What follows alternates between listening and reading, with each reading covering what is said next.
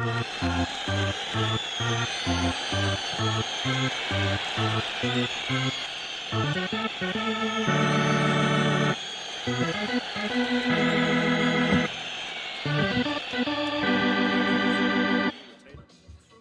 in the Jags den with Spain Park head coach Will Smith. Spain Park started off 2-0 in area play. Coach, talk a little bit about how you and the team feel today after starting off 2-0. We're super excited, but we know that we got a lot of work ahead of us as well. So, Coach, talk a little bit about what you saw from your team coming into area play. They looked like they came in very confident, very relaxed. You're taking it seriously, but knowing, treating it almost like it was just any other game. Well, obviously the season itself, we've had a really good season, but leading into area play, we lose a very tough game to Auburn where we lose 5-4, and we have the bases loaded with nobody out in the 6th and the 7th, come away with a run. And, in so many ways, you look at it, and it possibly could have been a blessing that it happened that way because, we were on a roll and playing well, and you never want to get comfortable. And it's not like, just things just happen. You got to make them happen. And, so that with that being the last game of spring break and the last game before we started area play, it could have gone one of two ways. And, I thought our plan and our approach and just the way that we were going to pitch Oak Mountain, the way that we were going to our approaches at the plate. I thought we had a good plan going into it. We knew that Heiberger's one of the best in the state. If not in probably the country. And to score and make him work for things there early on, I thought that was big for us. So you get, both teams were fortunate to score some runs on Tuesday from some errors. You got them some early and took advantage of them and definitely leaned on them. And then Oak Mountain scored tied up the game on an error. But it never seemed like your guys wavered. Did you feel that? It just felt like they came back in. We're going to get them back and win this game. No, I did. I thought that the run that we got in the first and our first three runs were completely earned. We had Tobias had a hit with Evan at third base there in the first inning, and we even had opportunity. We had second and third, 2 outs, and hit a line drive to the right fielder to end the first. It felt like that every inning that we went out there, we made him work. We had him up to close to 80 pitches through 4 innings. And really had him on the ropes, and he was the competitor that he is. He was able to stay in there and maintain it and get through 6 innings. But we helped him a little bit in the 5th. We're up 3-0. We misplay a ground ball, and that leads to a run, and then of course the 2 and the 6 were both unearned as well. So the 3 runs they scored were unearned. And then we had some opportunities there in the 7th. Coach, what can you say about Cole Edwards? Started off a little slow, 0-2 for the night, but was really an integral part of getting things going back in that game when you had to get back into it after you lost the lead, and was a big part of that. Yeah, it had to help his confidence. He was able to take a fastball and hit it the other way and get it out down the right field line, which was a big swing for us that night to put us up to 3-0, and then. After they scored the 2 runs in the 6th, we have the top of the order up. We make an out. Evan hits a line drive or a hard, deep fly ball to left field, and then Cole kind of starts the rally, gets on, steals second, dirt ball to third, and then he scores the winning run, or what ended up being the winning run, the 4th run, with the drawn-in infield, and we were able to add one insurance run on top of that, and I think that led to his night last night. He hammered the ball. It seemed like every swing he took, he centered it. The ball he hit to left center field to start the first RBI of the game was a big hit, and then he hit a double down the left field line, and then the home run that he hit right down the left field line, just right at the foul pole was one of the harder balls I've seen him hit. It never got above the foul pole. I was the only thing I was worried about was the umpire going to have enough time to get up and find where the ball was to be determined whether it was fair or foul. But Yeah, I mean, he was great for us, but it's a collective effort. Having a good at bat is so much more than than just getting a hit. We were able to wear on the guy, and the start Heiberger on Tuesday night and the guys they threw last night. There was nothing easy. We didn't want to make anything easy for them. So every out that they get, was 7 pitches, 8 pitches, 9 pitches. The running game took its toll. We were able to do some things on the bases that, probably, I was telling Coach Spencer a while ago, probably, took their attention off of it and focus off the hitter because they were worried about base runners, and we were able to get ahead in counts, and there's so many little things like that we were able to do and do well, and you know playing the same team in probably less than 24-hour span. That's why Tuesday night was so big. I could tell that they were a little bit down when they came in here yesterday, and obviously we had an opportunity early, and we capitalized, and we had 2-out hit after 2-out hit. And, man, we really played good defense yesterday. Aiden Burke in particular. John Robert makes a diving catch, and then makes a catch over his shoulder in center field.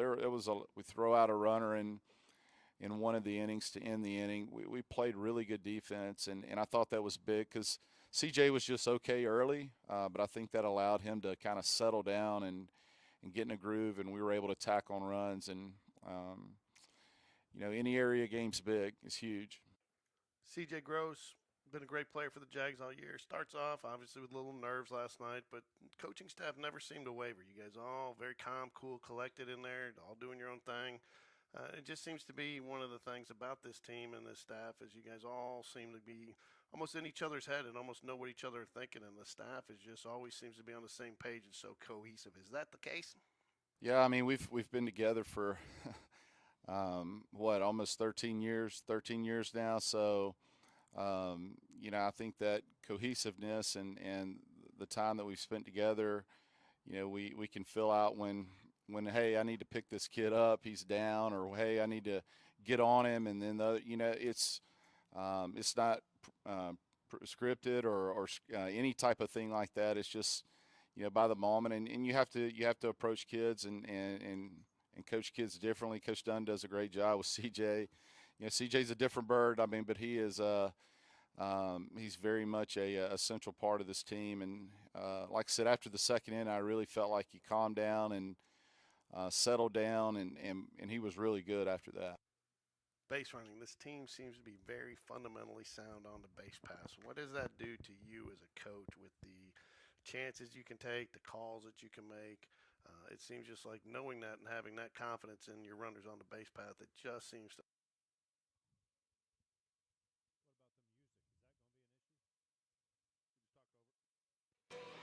All right, here we are. Beautiful Monday evening, Mike. Jags host the Metro tournament. Actually, the Metro tournament hosted between two sites here and Hoover High School. I know there's some games over there today, so that way you can get them all in. But the Jags will take on the Vestavia Rebels tonight. Max Vincent will be on the mound for the Jaguars, we're told. Max had a pretty solid outing last time we saw him last week. A little bit of trouble in the first inning and then pitched some really good innings. He pitched really solid the rest of the way. Got into a little bit of trouble after sitting, not really even any trouble, really kept himself from getting into trouble. He had sat for a long time. I think he sat for about 40 minutes. Opposing team had like a 49-pitch inning, and Max smartly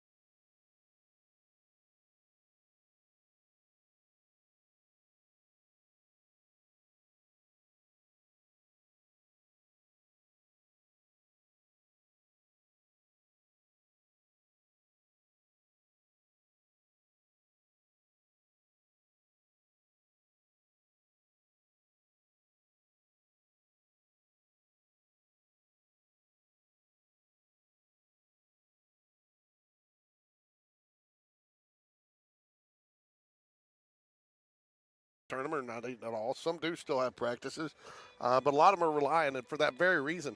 When we had on Mark Brooks from Top Gun out in Oxford, that's one of the things. They work very closely with the high school programs to see who is, to make sure they're staying consistent with what they want to do. So, all right, Mike, well, they're going to finish warming up here. Let's take a break here for a second. We'll come right back and when the game gets started. Yep.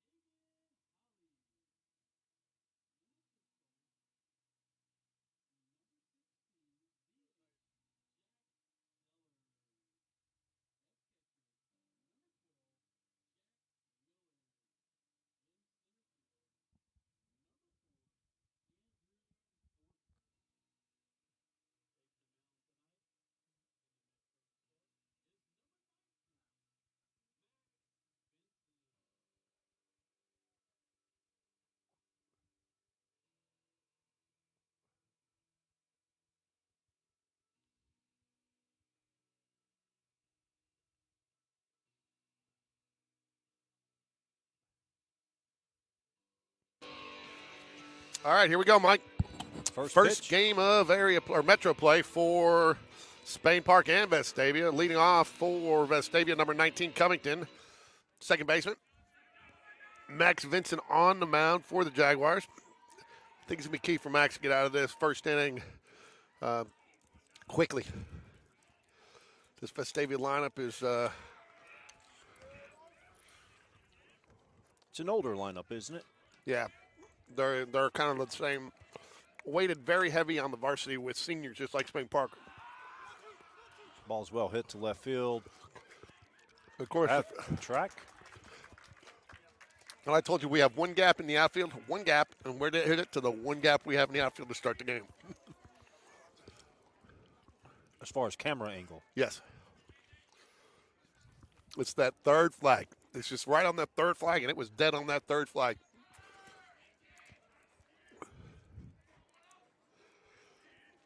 One out, though. Getting good start. Ball a little high there.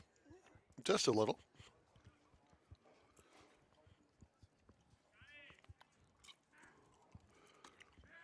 High again, ball 2.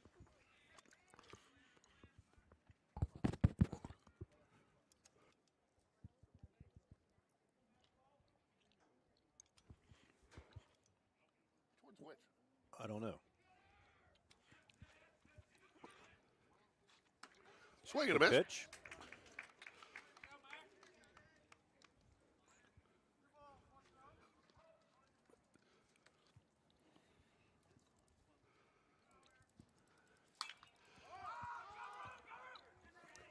That'll be in play. Second baseman makes the out. Who's playing second for the Jags? 33. Reese Jones.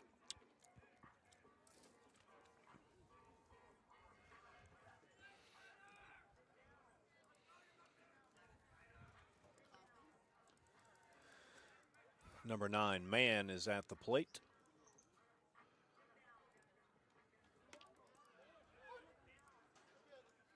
Called strike right there.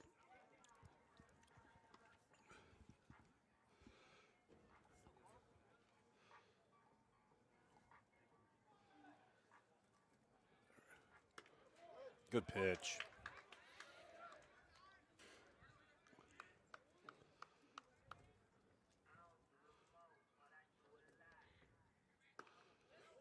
Another good pitch.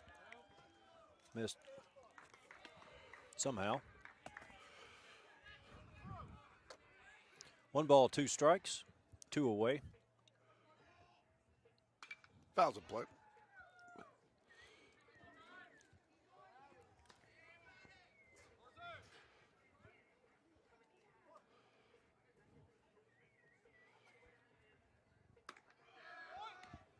Another ball. Evens the count, 2 apiece. Like what I see from Max Vincent so far, though, Mike. He's really battling and has come out, got 2 quick outs, and quickly got out on this guy 0-2 and then thrown a couple of good pitches, tried to get him to chase, and really attacking it well, in my opinion. I was watching the broadcast that you guys did at Hewitt. Yeah. The varsity pitcher, CJ. CJ Gross, yep. I love how that kid works. He works fast. He mixes up his pitches, but more importantly, it seems to put pressure on the batter, right? When the batter knows he doesn't have time, and especially when the ump behind the plate, there's a dribbler down the third baseline. It's going to be a long throw. Got it. Nice quick inning for Max there.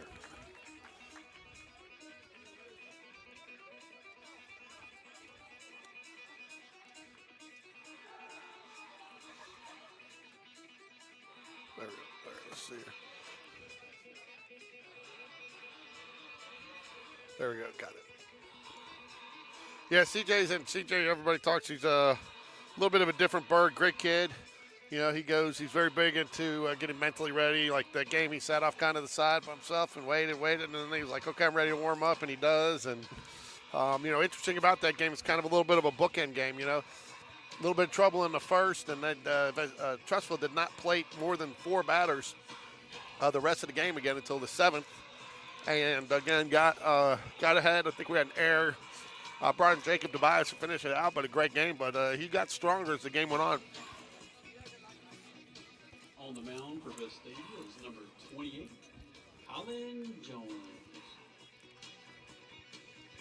Jones is a big kid, about 6'1", 200 pounds, lefty. Looks like he can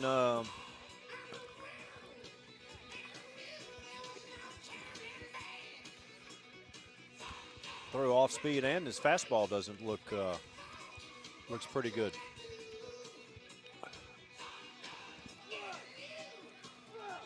Have you seen this Vestavia JV team play I have. this We year? played them once. We played them once earlier in the year, and again, it was a tough game. They, again, they do have a lot of guys that are just no room on varsity for them. So some varsity caliber guys on this JV team, and then Vestavia getting them some reps so they'll be ready next year. And so they definitely, the bats were out, and they put a pretty good number up on us there. But we battled and got a little bit of trouble early, came back, held it for a while, and then Vestavia kind of turned on at the end. But I believe you and I discussed that in the last time we were on, and we talked about how a lot of these big schools, their JV team, the players are varsity caliber players.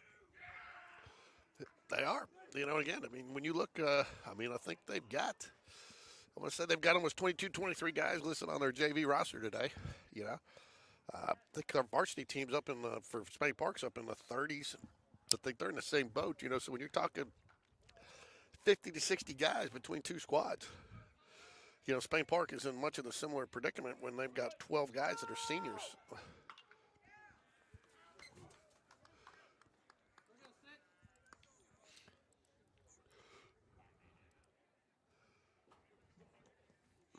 O2 count.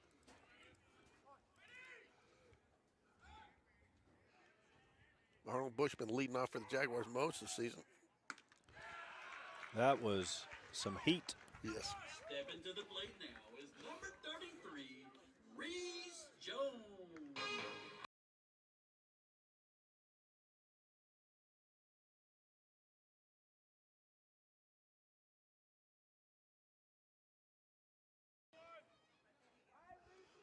All right, Jaguars looking to get something started here. Reese Jones catches it off the handle, foul ball. Strike one.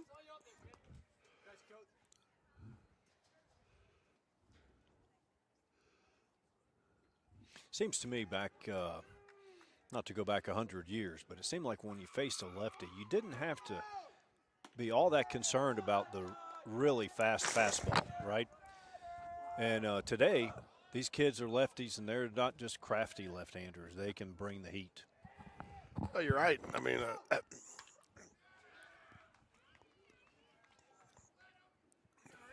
good left-handers these days. I mean, that's where you see these kids getting their scholarships into college is good left-handed pitching. I mean, ability to keep runners at first base, just that extra advantage. Mm-hmm. I mean, I had Coach Dunn told me one time, the Spain Park pitching coach, if he hadn't been a lefty, he probably would have been a computer programmer.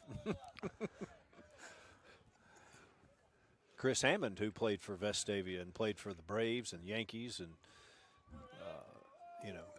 he pitched for I don't know how long, maybe 15 plus years. Ball drops fair. Again, just a little bit of a blind spot there, but not bad.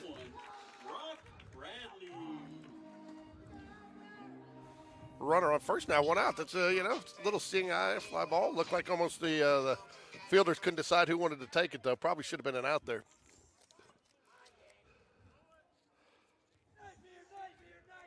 It was going to be a tough play for the right fielder. Well, for either.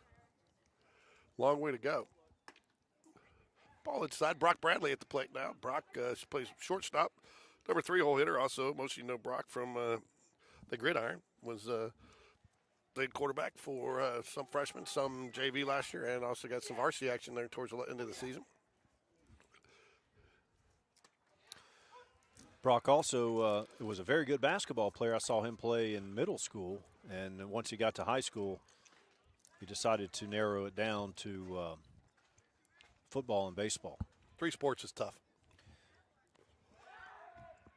And we're looking at Hagen Holly, who's in the hole. His freshman year, he did wrestling, football, and baseball. Now he's doing football and baseball. It's just too tough to do 3.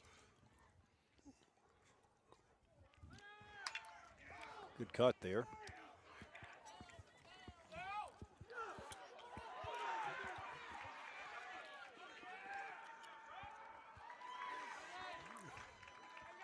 Up to bat now is number 8, Logan Bradford. Tell you what, I don't know what it is. I call it, tell you we got 2 little void spots with the cameras, and it seems like every player heard it because that's where they're going. But that was a nice catch there by the right fielder in foul territory. No, it was in play. Oh, was it? It was in play. It was, and he bobbled it. Blocked here by the dugout. I couldn't see it, but 2 outs now nonetheless. Logan Bradford at the plate now, third baseman.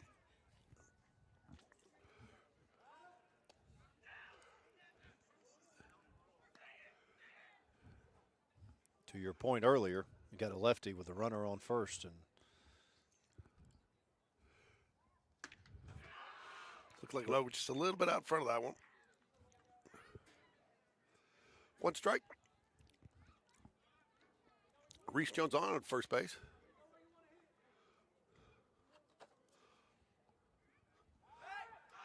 he's caught.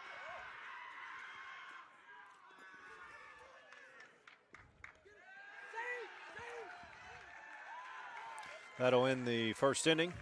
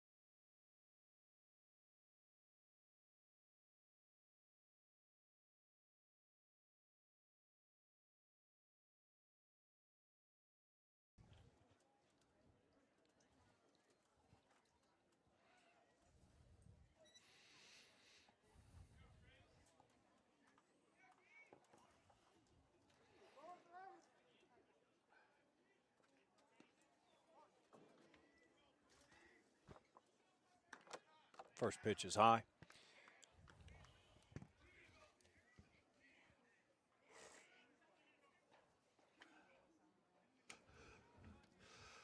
Ball 1. Ooh, I don't know sure where that missed. Looked pretty good, It's hard Mike. to tell from this. It did look good, but it's hard to tell from this advantage. I watched the first game. We didn't broadcast it, but So Jaguars in the field are going to be Millard behind the plate, catching Logan Bradford at third, Brock Bradley short, Reese Jones at seconds, and Eli Smallwood at first base, Hagen Holly in right, Andrew Thornton in center, and Arnold Bush in left. 3 balls, no strikes.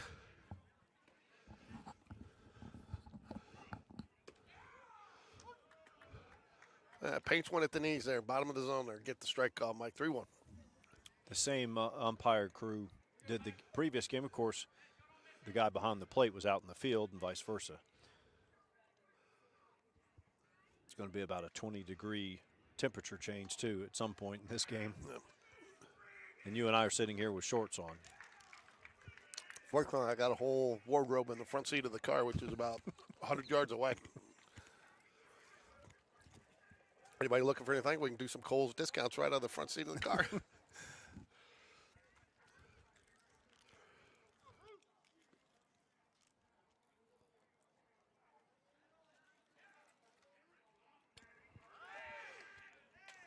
Nice little move there by Vincent. Yeah, it was. Would have picked you off. Absolutely. I probably wouldn't have had time to move. Ooh. That'll advance the runner to second. I give that one a pass ball there, Mike. I'm not a bit, never, and I tell you what, I do it to my own son. Backhanding, it's tough. You got to get down your knees on that to block it. I know the pitch was a little low, but sometimes catchers get a little confident back there, backhanding it. So I'm going to score that one a pass ball. See how they scored there, a game changer.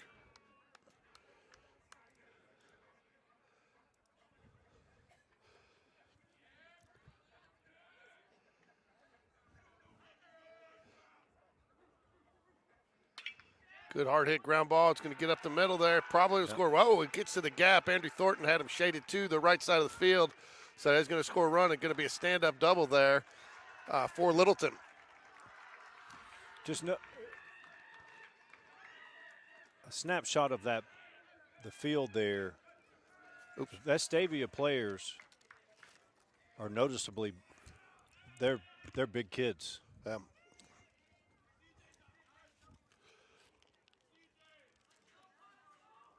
Again, they look like varsity players, and it's just a numbers game. It is.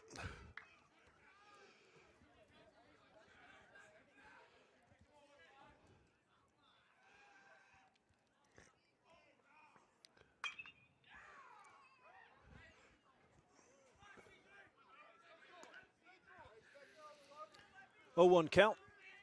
Vestavia leads 1-0. Not sure what that was for. That was not us. Oh, was it? No. I mean, it wasn't our broadcast. Oh, no. Ball hot. This is where, again, it's a JV pitcher, any JV pitcher, kind of got to learn. You get a little frustrated here easily and realize, at varsity level, you got to realize you don't need to do it all yourself. You put the guy on with the walk, that's on you. But, everybody makes their plays, but then to bear down. That's well hit to I left think field. that one's going to be out of there. And it is. He got all that ball, Mike. I mean, you could tell the minute he hit it, that was gone. It took about 1.8 seconds to leave the field. Yeah, he got all that ball. It was a very nice hit. Nice hit for Lucas from Vestavia there. I mean, he just got it all. Nobody down here. Vestavia's put up 3 runs here in the top of the second.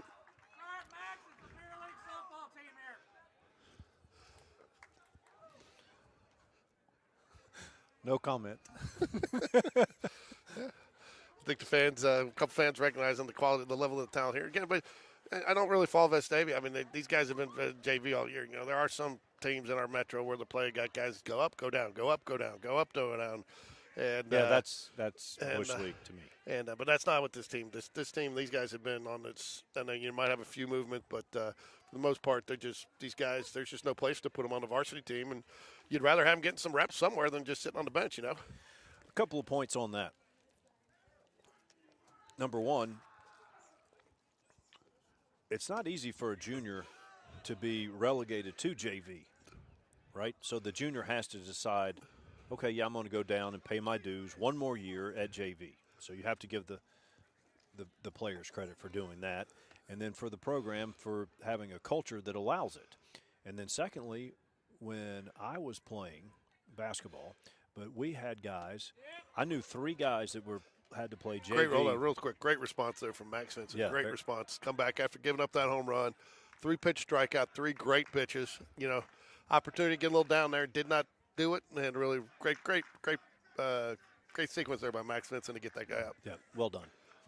Go ahead, Mike. Well, I was just saying that I knew 3 players that were relegated, or not relegated, but they were moved down to JV either for an entire junior year or for a substantial portion, and they all went on to have college basketball scholarships. Yep. So if you keep your head in it, You know, look, I would rather a team have JV guys that are juniors than to just get them out of the game, right? Because they spent most of their whole entire life playing the game, and you don't want to get them out if they're good enough to play. Well, I don't look at relegated or, there's a spot for you. And if you've got seniors that are varsity caliber players, when you're a varsity caliber player, and there's just no spot for you, you play where you got an opportunity to play and get reps and get better. Yeah, I agree.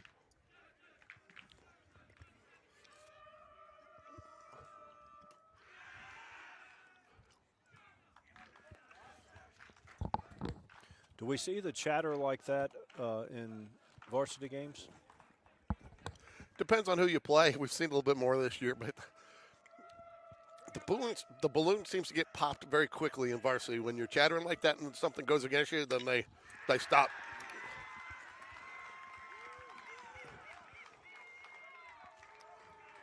Hagen Holly with the throw to the infield. 1 out, 3-0. Courtesy run is going to come in for Langston. So 24 is the catcher. Yeah, 24 is catcher or the pitcher, but I think he's a catcher. But yes, you can courtesy run for the catcher or the pitcher. Okay. 28 is the pitcher. Yeah, so the 24 is catcher. Just speed up the game. Way to speed up the game. Usually catchers are like me, fat and slow. No offense to any catchers out there.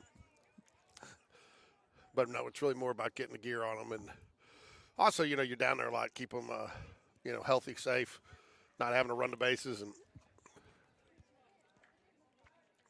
there we go. And early in this.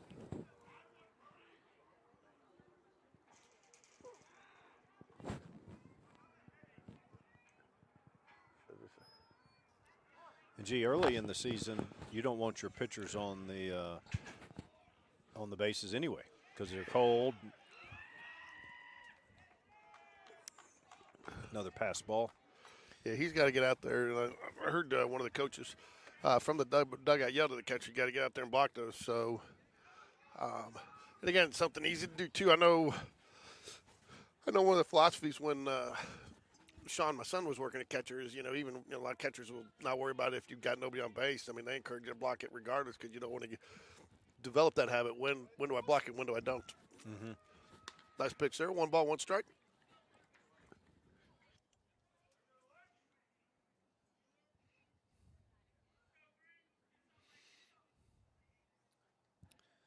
Downey at the plate.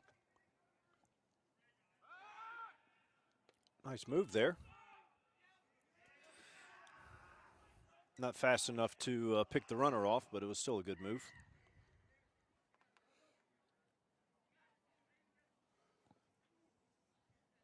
One ball, 1 strike, 1 away.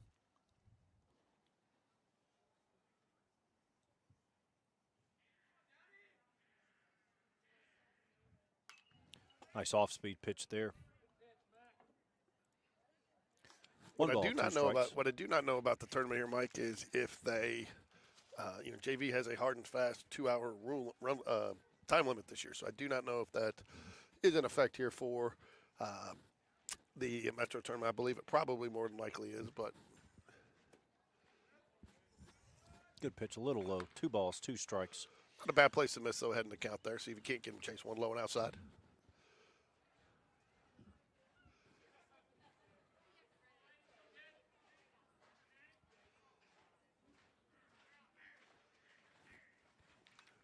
Foul. That was a good pitch there. High fastball. And he barely caught up to it. I'd bring that one again right now.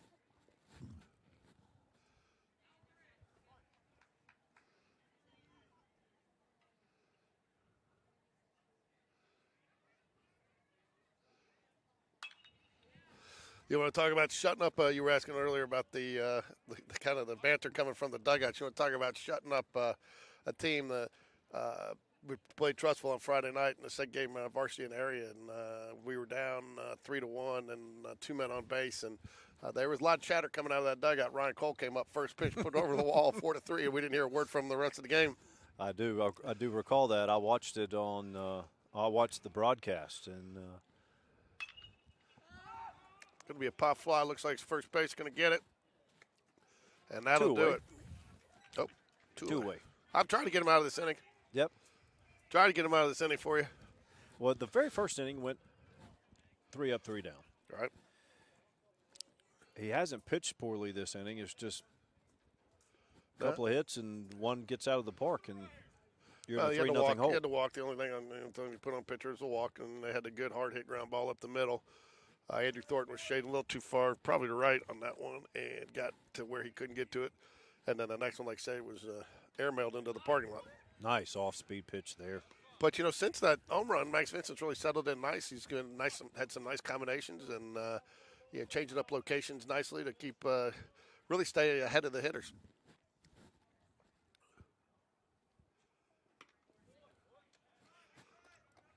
Oh, 2? I mean, Two away. I think at the JV level, that's not to dismiss the JV level, but I think at the JV level, that's what you want to see out of your pitcher. How does he respond? It's going to happen. You're going to have games like that. I remember I talked to Chris Ellis early in the season. His numbers out there on the wall. Strikes him out looking. Way to battle back there for Max Vincent. Again, that's what you want to see out of a pitcher. And a leader on your team is just to bounce back just like that. But I was talking to Chris Ellis earlier in the season. Night before, we had a situation where we had a commanding lead at Hoover, gave it up in the 7th inning, ended up losing it in the 8th. I just talked to him a little bit about it and just said, "What do you mean?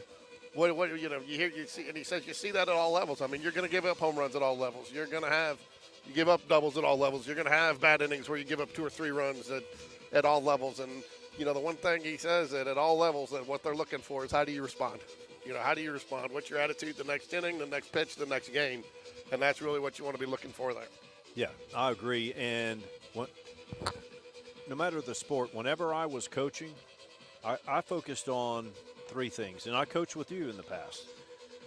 Fundamentals, teaching the kids how to compete, and teaching them how to lose, right? How to respond to losing, because you're going to have more losses than you are wins in your life, whether it's business, sports, you're going to have more losses. So how you respond and react to that is key.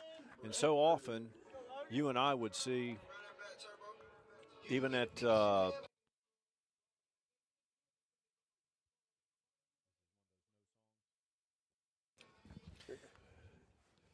often we would see too much focus on winning at the early ages. It needs to be about competing and fundamentals. Yep.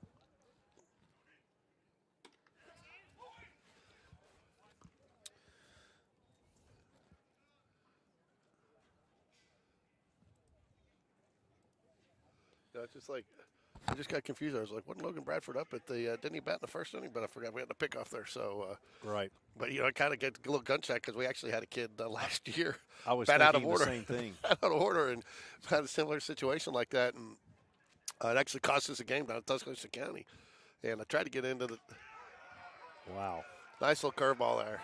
Just I guarantee you too, these guys are not used to seeing a curveball like that. No.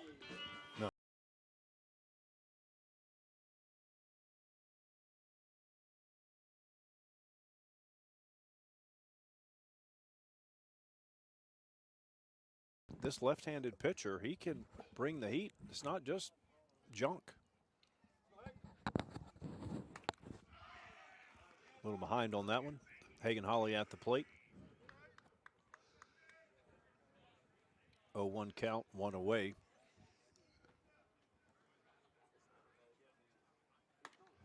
Behind that one, too.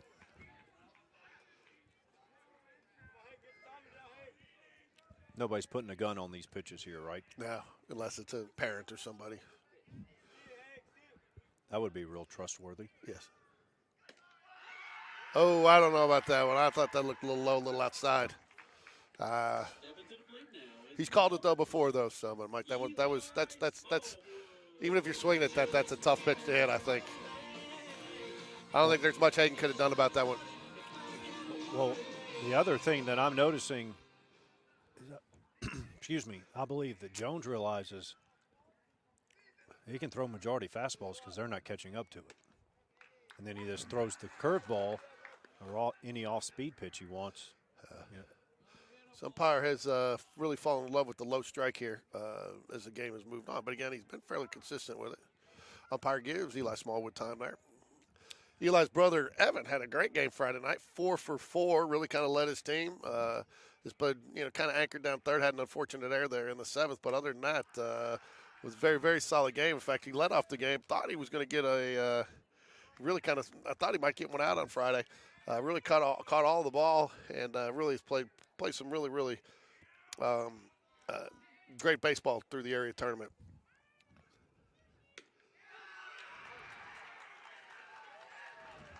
Those are some tough pitches to get rung up on, but nonetheless, we go to the top half of the third inning. It's Vestavia 3, Spain Park nothing. On the varsity area tournament, G, where does that stand? Spain Park has solidified. They've clinched a playoff spot. Okay, they beat Oak Mountain 2 games in the first series. They beat Trussville 2 games in the first series. So the worst Spain Park could end up is 4-2.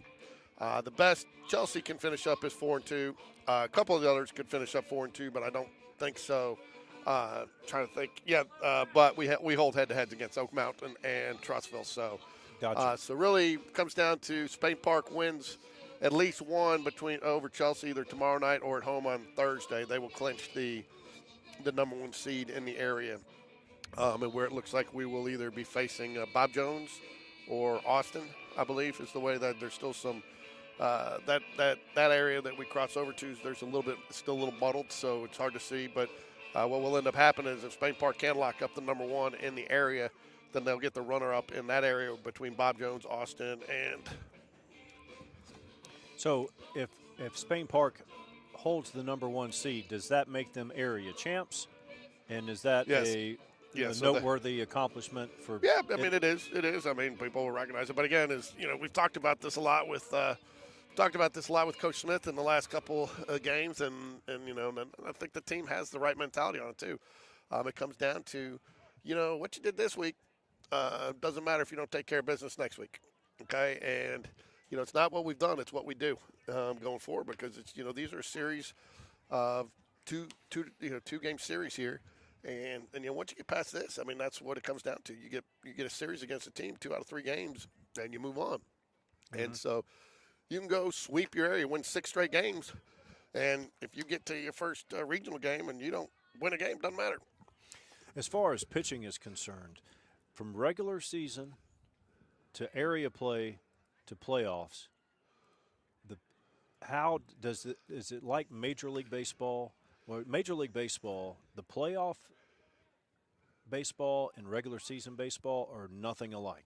It is, and that's where you've got some opportunities. And if you've got solid 2 starters, maybe 3, that's what you try to go for, and that's kind of, if you go back, Lucas Thornton has been the number 1 starter. Now, that doesn't mean he is number 1. I mean, I think you take both those guys; they're pretty close to each other. But Lucas is a senior; he's got a little bit more experience than CJ, and so he's pitched the first game in the area series, and then CJ's pitched the second, regardless if it's been home or away. And we've been fortunate enough to get those wins, and then also been fortunate enough to have a couple of games where we've put several runs up on the. We put several runs up on the board, so we have not had to get deep into the bullpen. Now the other night. Ooh, that was a close. Vestavia gets a single there, but some careless base running almost got picked off. But John Robert had closed out a couple of games out of it was a closer, but it wasn't necessary for him. And then Jacob Tobias came in again. I guess coaches felt like there was a little bit better matchup against the hitters there for Trussville, so he came in and closed it out. So nice pitch there by Max. But the one thing you got to always remember, Mike, these are still 16, 17, 18-year-old kids. And, guy can go, pitch great, not give up any runs in area play, and not have his A game on the next game, and it's good pitch to steal there on that breaking ball. Called strike nonetheless, though, so got an 0-2 count here.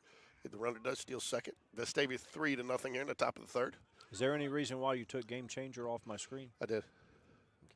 I tried to show you a picture of something.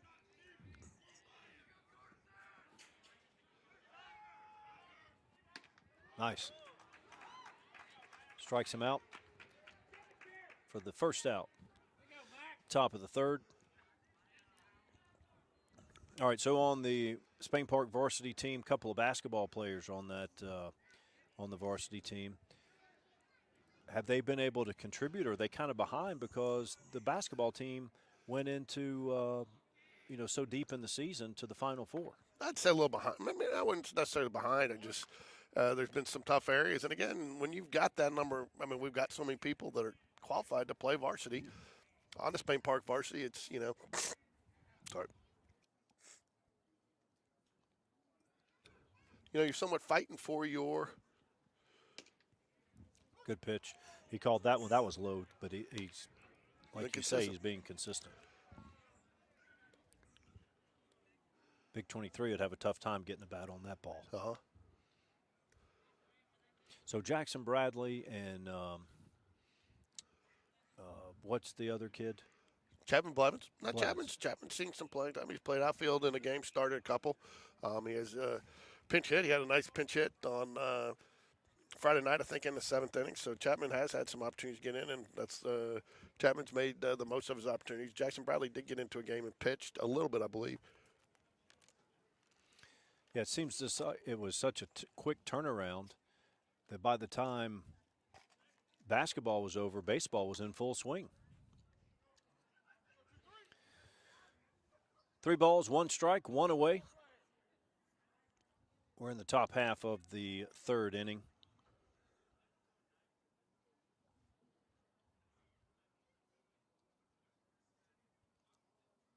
Vincent looks at the runner on second.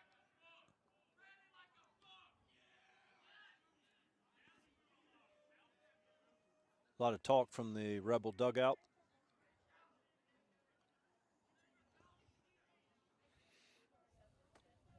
Livingston 0 for 1 on the day. Walked his first at bat here. 3-1 count. In jeopardy of walking again here.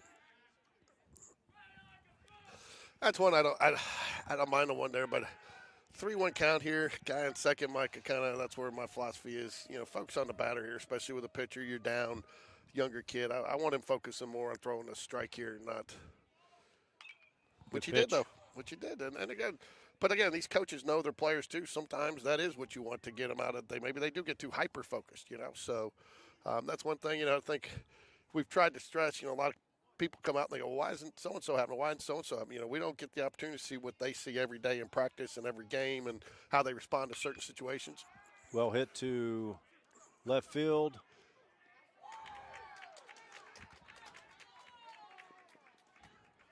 It looked like he was going to make the play. I guess it was dropped. Tough play to make. No, I think he made the catch. He did make the catch, and I thought that was the case, and the runner did tag. He went down to his knees and kind of in a little bit of little lighting. Lighting that's not great out there in that little corner. That's one thing I know that the baseball coaches and athletic administration officials have been working with the city on trying to get the lights improved out here because it just, I don't know over the years if technology or the lights have just kind of started to wane just a little bit, but just don't have some of the coverage you feel like we need out here lighting-wise.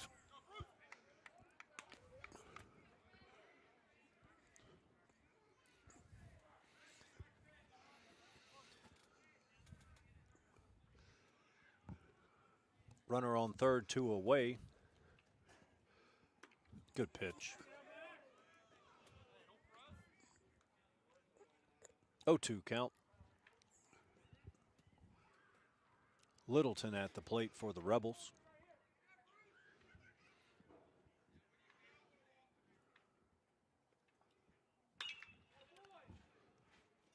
Bush is getting a lot of work out here. Nice play.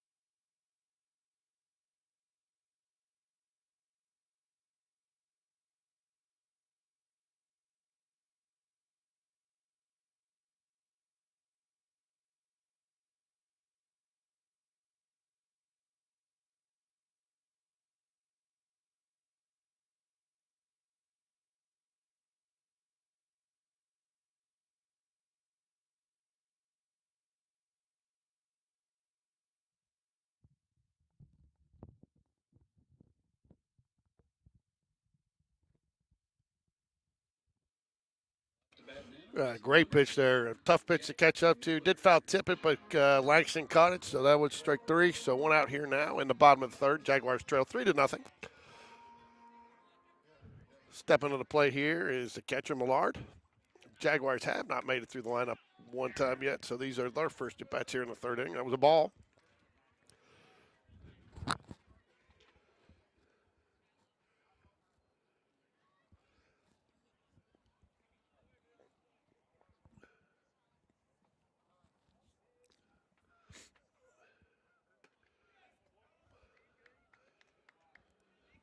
Ball 2.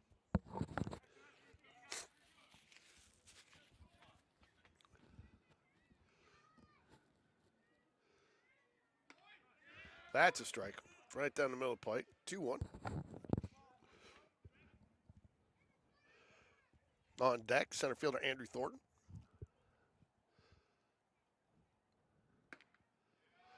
Caught the inside corner of the plate there. 2 balls, 2 strikes. Jones forward to Vestavia has been very efficient. Only 29 pitches so far. 23 strikes. Faced 7 batters.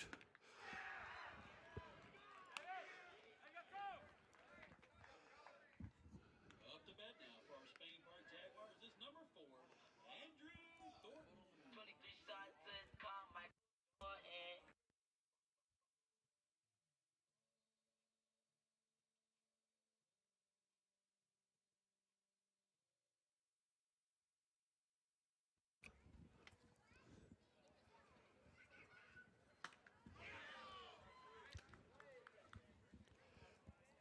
Jones for Vestavia right now has command of the strike zone. He's been very, very, very solid today. Tough for the Jaguars to hit. Quickly has Andrew Thornton 0-2.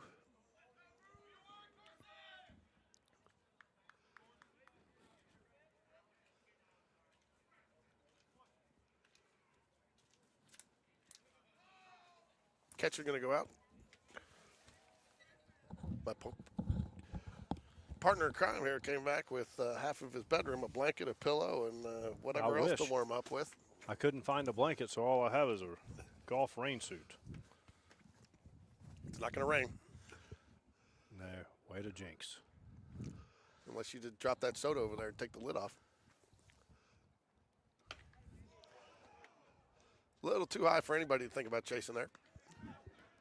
Andrew Thornton, though, plays really, really, really mean center field, though. Covers a lot of ground out there. Really gets a good jump on the ball. He's a great asset to have out there defensively. That was just the philosophy there. 6 feet over the head to right down at the knees. Get you thinking both extremes, right? Yeah, Jones is having an outstanding game on the mound.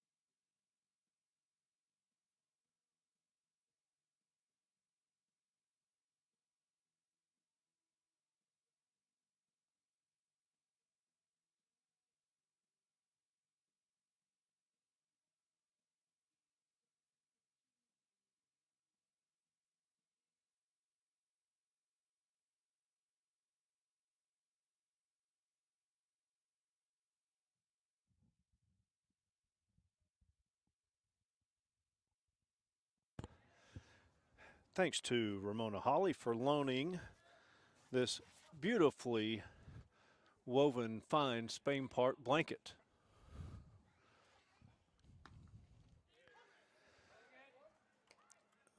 Good pitch, 0-1.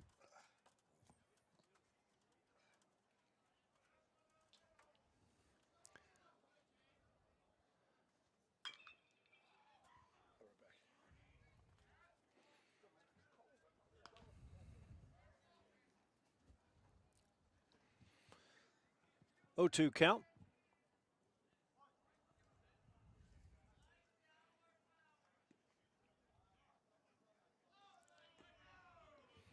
About a 57-foot pitch there. Good pitch to do it on the 0-2 count. Scoreboard is a little behind.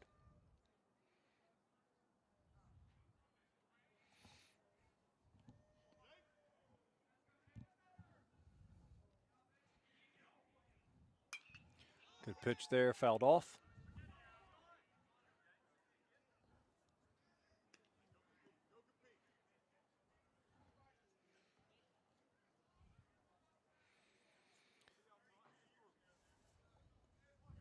Lucas at the plate, 1 ball, 2 strikes. Ball well hit to right field. Off the glove of Hagan Holly.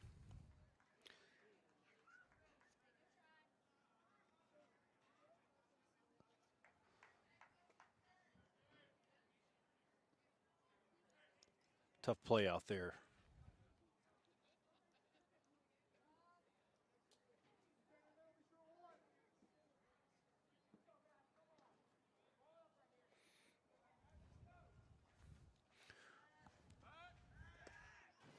Throw to first.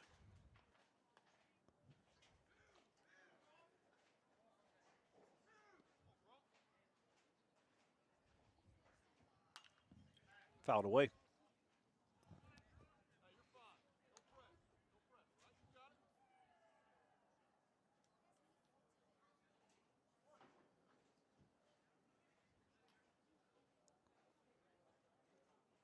Throw to first.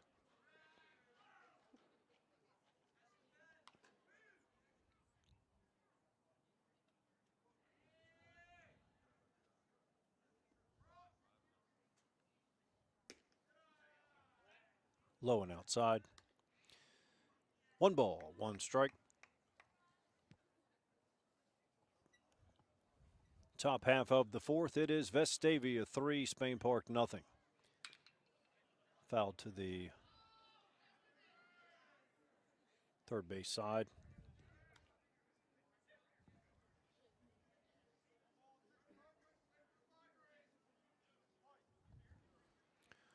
One, 2 count.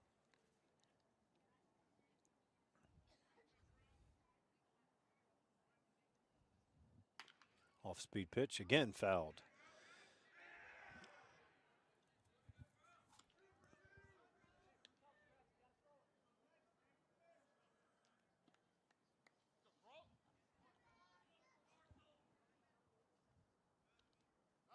Throw to first.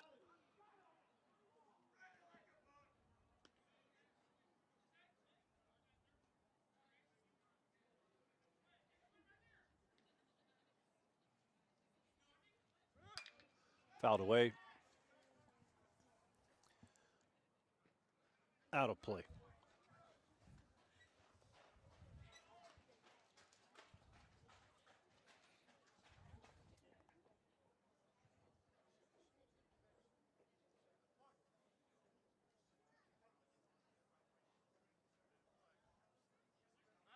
Throw to first.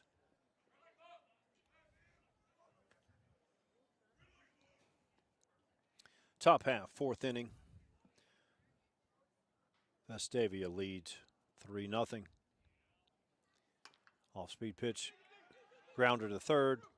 Bradford to first. High. Runners will advance to second and third. A run will score.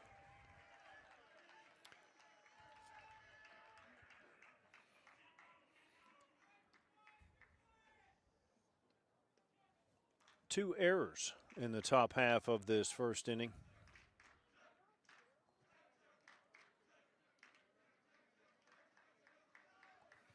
It is now Vestavia 4, Spain Park nothing. Number 24, Langston at the plate. Swing and a miss.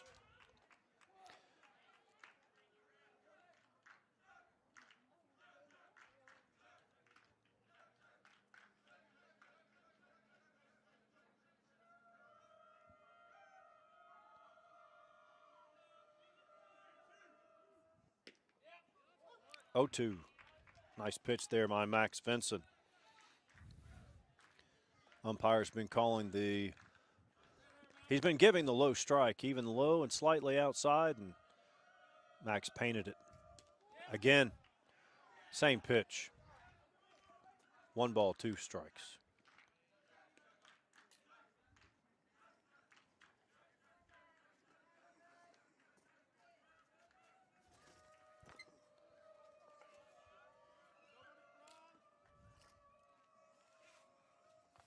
In the dirt, runner will advance to third. Actually, he's going to bring it home. No one's covering the plate. That was a heads-up base running move by number 26, and careless play by Spain Park.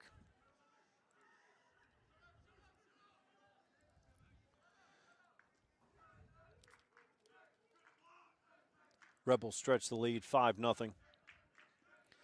Still no one out. 2 balls, 2 strikes to Langston. Nice pitch, strikeout.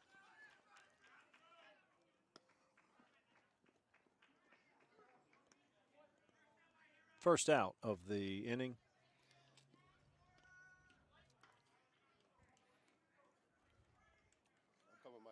Take your time.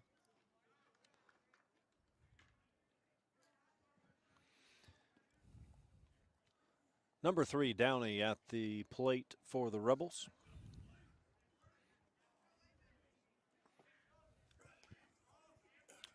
Max has thrown 75 pitches. I believe that was number 76.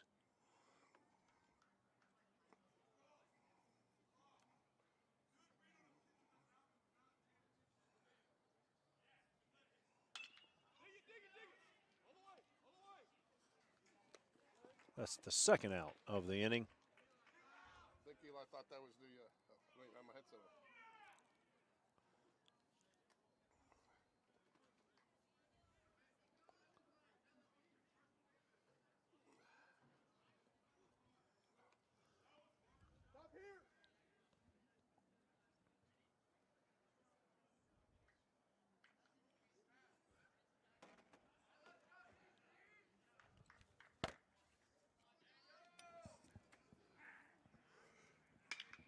Well, hit to third. Bradford to first. End of the inning. The middle. Now Eli can toss that ball in there like it's the third out. Yeah. Middle of the fourth. Vestavia has 5 runs on 4 hits. Spain Park, no runs, 1 hit. Mike, you were talking one thing about, we coached, he's coached attitude, effort, fundamentals, stuff like that. Enjoy the win, but learn how to overcome the loss and stuff like that. And that's one thing I give this coaching staff, top to bottom, that really started with Coach Smith, who's been here 20-plus years. Again, as I told people earlier in the year, wasn't sure he was going to make it this season when he had my daughter for driver's ed this summer. But he survived, and she's got her license now, and she's doing well. But that's the attitude that he does not tolerate poor body language and poor attitude, and neither Coach Dunn. That's something that they really pick up on quickly and shut down. And one of the things that was really interesting was talking to Chris Ellis when he was back for his when we had the ceremony for him and unveiled their numbers on the wall. Talking to him, it's the same culture back then. Something that was really stressed in a positive atmosphere. He moved in here and the kids really took him in, and the same thing happened with Jacob Tobias when he moved in. And it's just Coach Smith and his staff have done top to bottom. Coach Whitaker, Coach Whitehead, Coach Bev have done a great job top to bottom, creating a really positive culture and positive atmosphere of players being teammates. And so it's been really exciting to watch this year. Well, and it shows. A couple of times tonight, Spain Park has made uncharacteristic errors, right? And you don't hear you don't hear the coaching staff berate the players. The players know they made an error, right? And so often you'll see that even at the highest level where the players know when they make a mistake. And you bring up a good point about the body language. I think that is a very underrated point of emphasis because obviously in combat sports, boxing, MMA, but even in tennis, track and field, your opponents see your body language and they judge that as you being defeated. Well hit ball to shortstop. He'll run it out.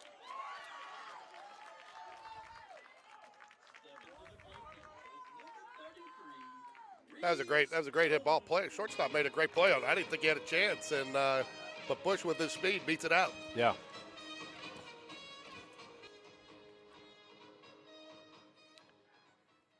No outs, runner on first.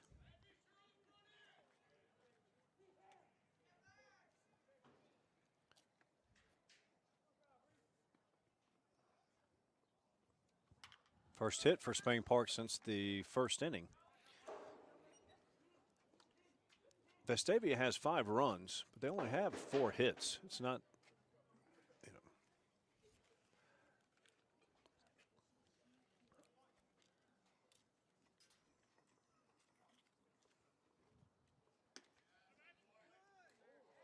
He wanted to call that a strike. He thought about it. 1 ball, 1 strike. Jones at the plate. Facing Jones on the mound for the Rebels. That's 2 pickoffs. He was going there.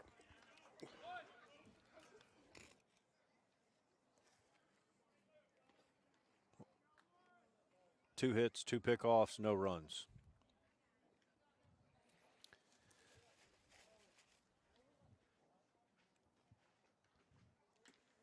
One ball, 2 strikes.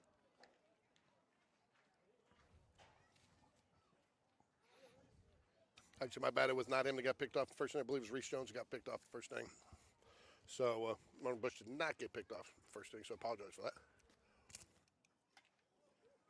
Ball high. 2 balls, 2 strikes, 1 away.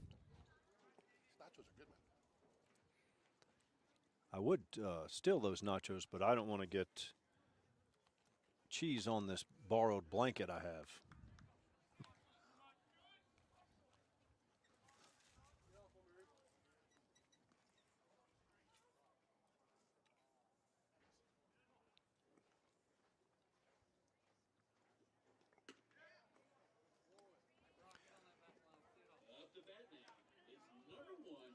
Jones gets the walk. Of course, the pitches would have been different. Everything would have been different, but potentially you could have a runner on first and second here with no outs. And Jones has a great move to first base. That's the first walk that Jones has given up the entire game. He's been solid on the mound.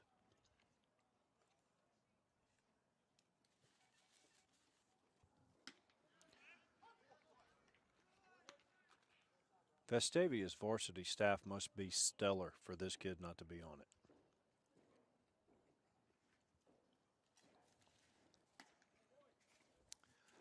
One ball, 1 strike.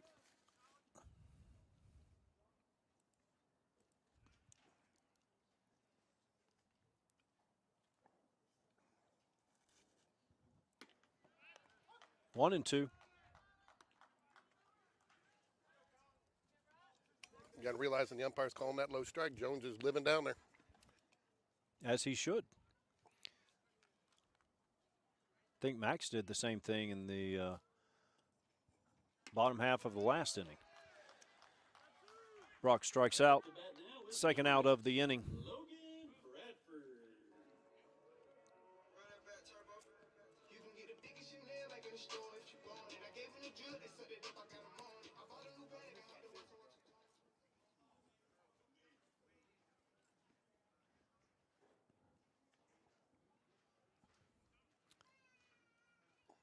Two away.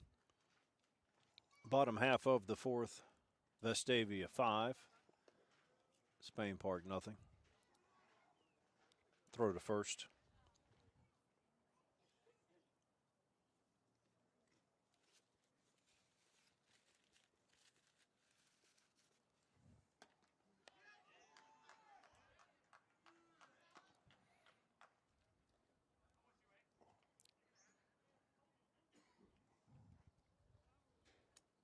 Check swing, he goes around. No balls, 1 strike.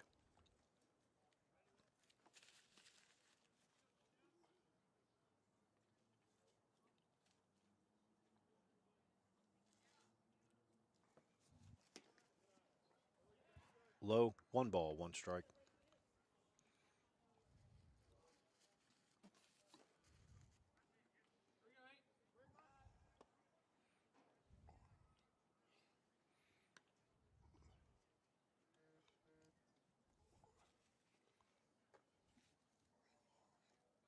You got that thing on turbo vibrate?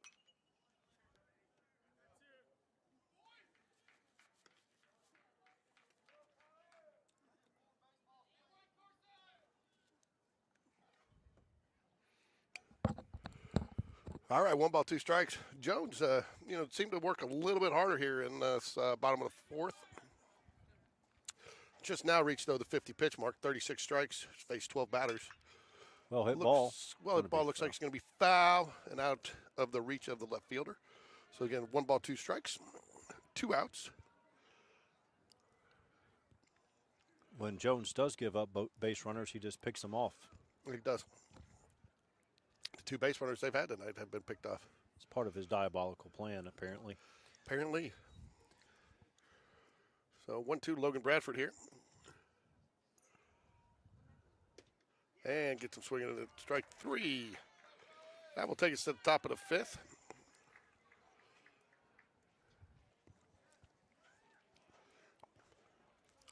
Jones making it look pretty easy out there, Mike. He really does. I'm impressed. Not only just his fastball is good, and he's got, looks to me like he's got 2 off-speed pitches, and then he's got a pickoff move to first that's really solid. Connor Kinney in to pitch for the Jaguars. That'll close the book on Max Vinson.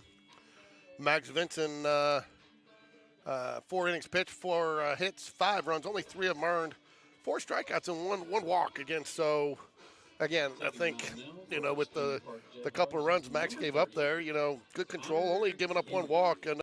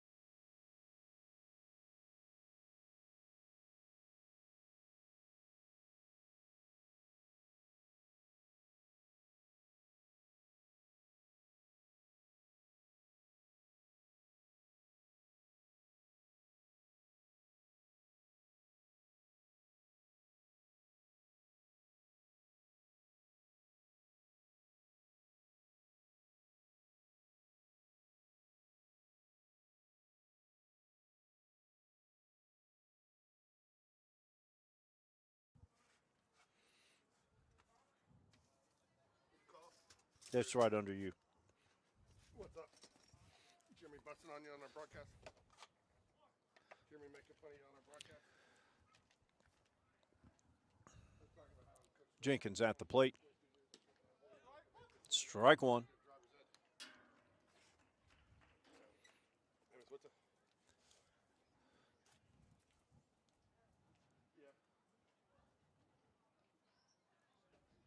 Second pitch from Kenny low.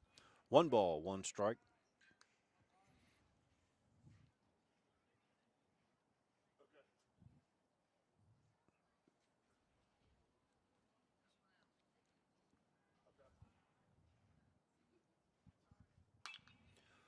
Fouled back.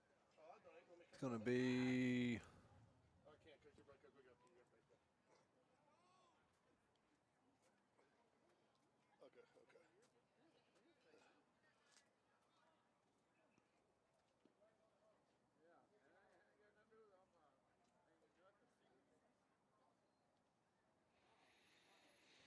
one ball, 2 strikes.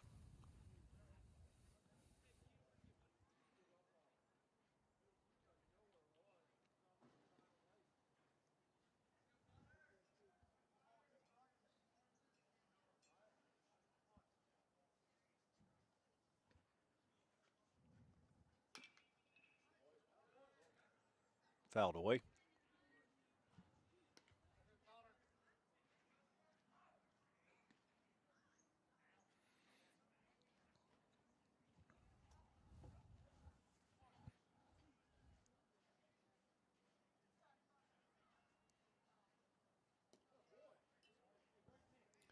Two balls, 2 strikes.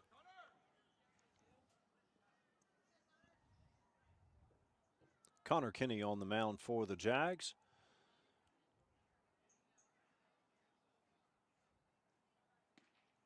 Top of the 5th inning. Good pitch.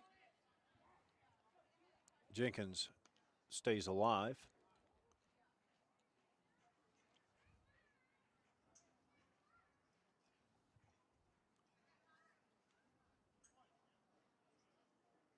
Two and 2.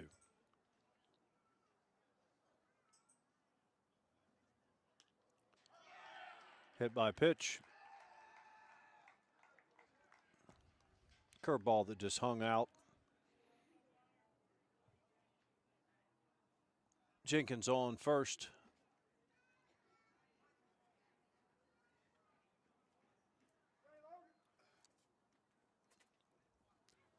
Number 9, Man, up for the Rebels.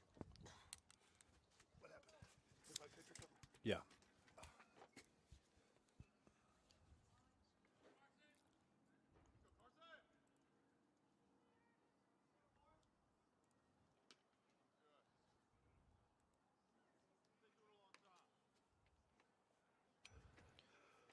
Five nothing here.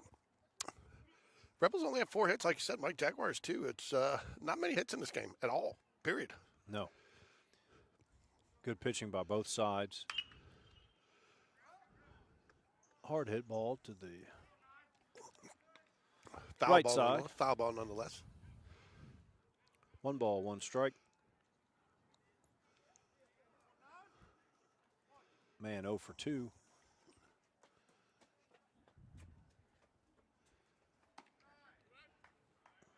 High.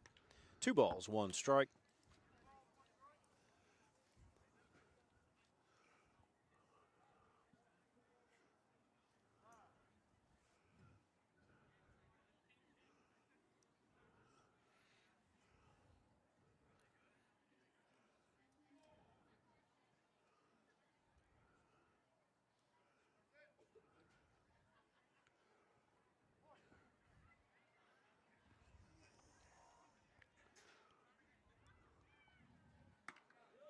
Ooh, I was going to say, the word of the brought that nice pitch right there.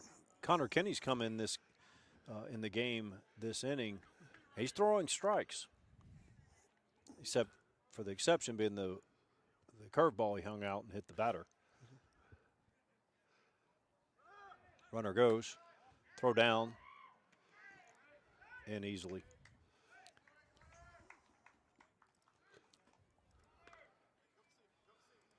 Fulls up the count there. 3 balls, 2 strikes.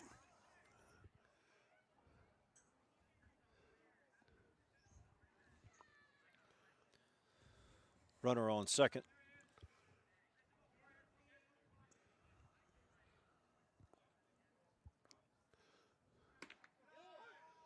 Oh, wow, Strike nice pitch.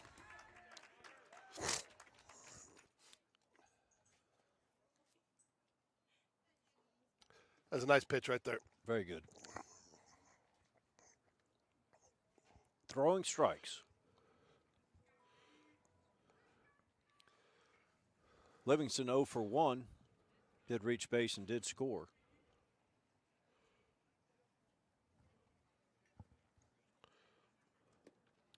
In the dirt.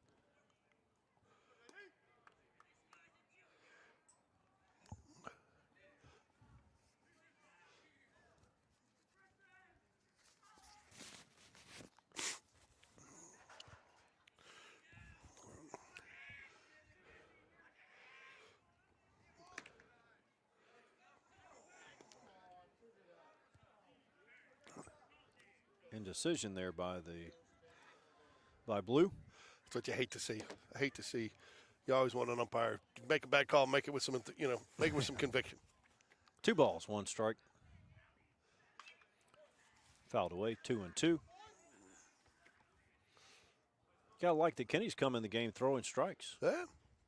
Vestavia has a hard-hitting lineup, and he's challenging them. Well, both pitchers threw strikes. I mean, Max Vincent threw strikes. I mean, just Vestavia, when they got a guy on base, they took advantage of it somehow, some way. The Jags, when they've got a guy on base, he's been picked off. Yeah.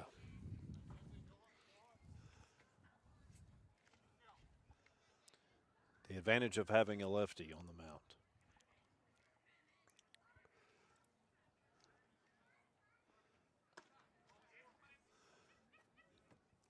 Ball 4.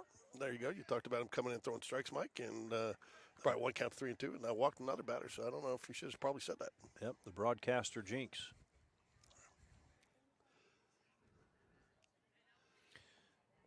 Littleton, 1 for 2 on the night. He's at the plate for the Rebels.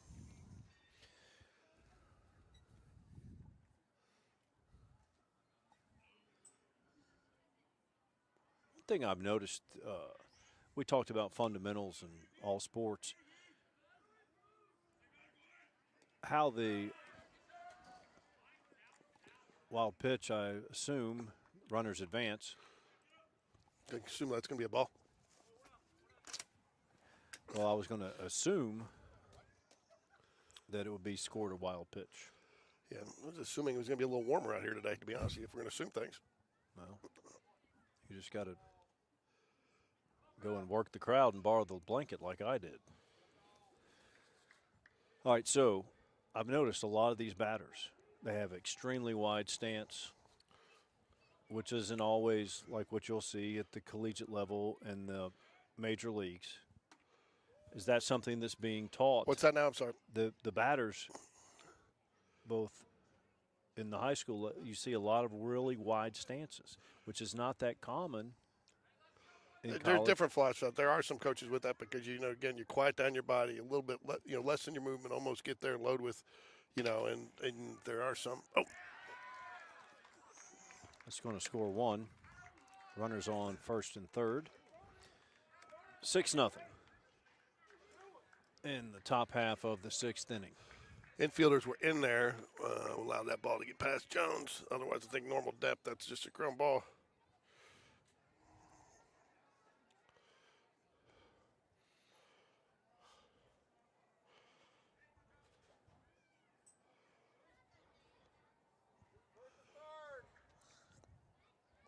You want to finish your thoughts on the wide stance? I just think it's a different philosophy in some coaches, and I've seen people do it. I've seen people on our team do it, and I think some of it just depends on who you work with. And I think that's one thing, though, the Spain Park coaches,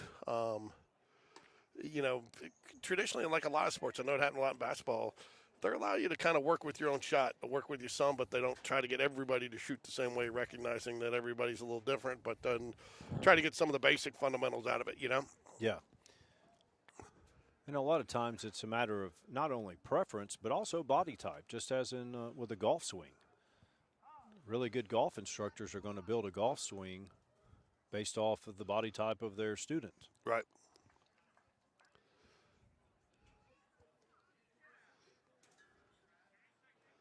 I know for Sean, when he was playing and catching and batting, he had a lot of movement in his body, and one of his coaches did do that to try to get him to quiet down some of the upper body a little bit, less movement. And it seemed to help him some. 2 balls, no strikes, 1 away. 6-0. Top half of the 5th inning.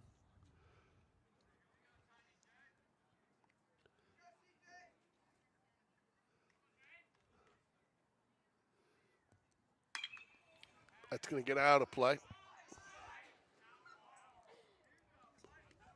2 balls, 1 strike. 5th inning here. 6-1 Vestavia, or 6-0 Vestavia. I'm sorry. Doing whatever I can to try to get us a run, Mike. Well,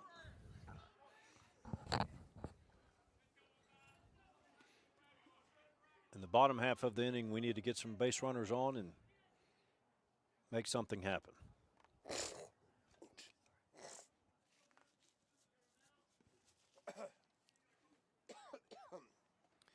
Two balls, 1 strike, 1 away.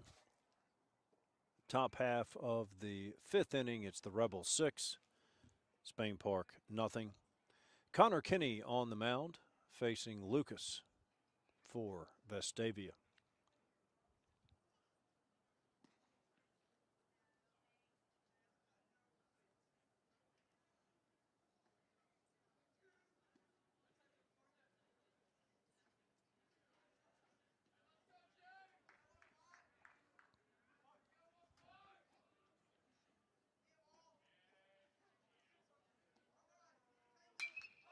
That ball was hammered down the left. Out of play, though. Yes. Easily foul. But I think you can say he got all of it. 2 balls, 2 strikes. 1 out here in the top of the 5th. Lucas at the plate, 1 for 2 on the night.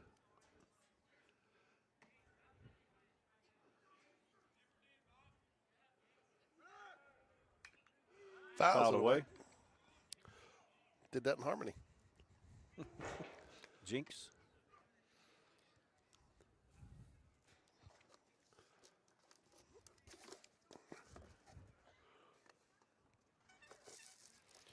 Vestavia batters have done a good job when they get behind in the count. They're battling to get it to full, make the Spain Park pitchers work.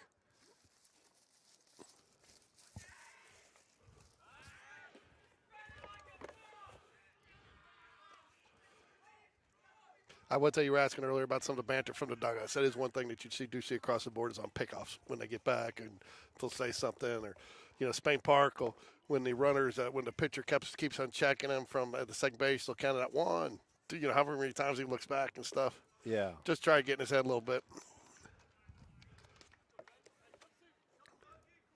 Count goes full. 1 away.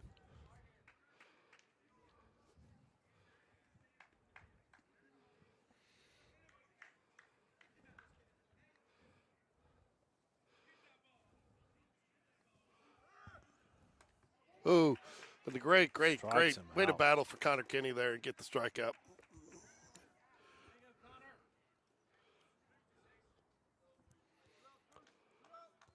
Two away. Brings up Tonsmeyer. I believe that's how you pronounce it, but I am not certain. First pitch is high. I think the only thing you'd like to see Connor Kinney do is maybe work ahead a little bit more. Seems like the last couple batters he's had to come from behind. 29 pitches, 13 strikes, just under 50% strikes.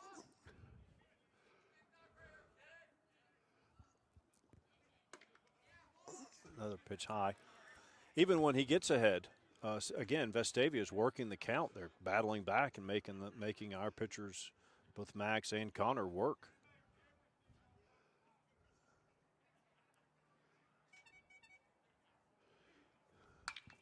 Fouled away.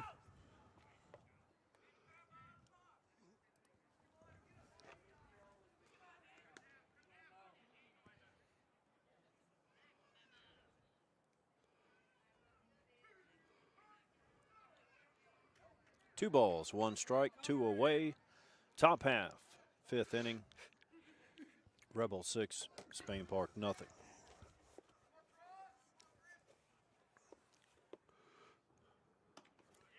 3 balls, 1 strike. This inning seems like it's been dragging on a while, Mike.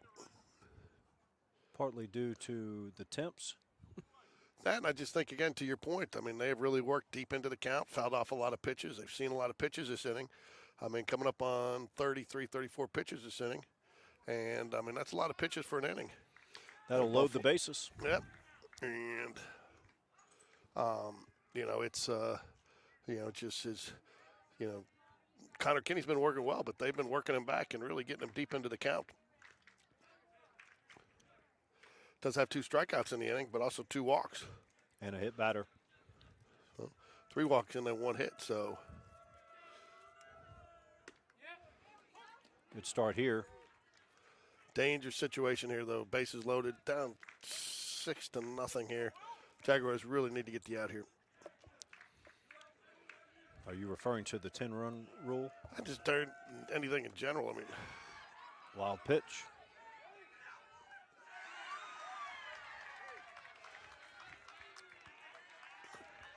Rebels extend their lead to 7-0. Silver lining, though, first base is open again.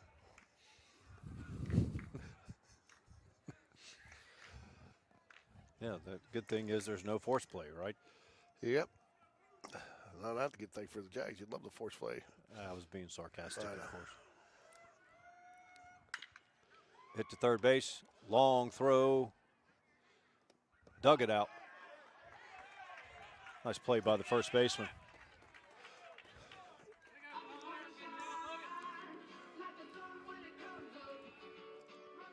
Oh, that's what.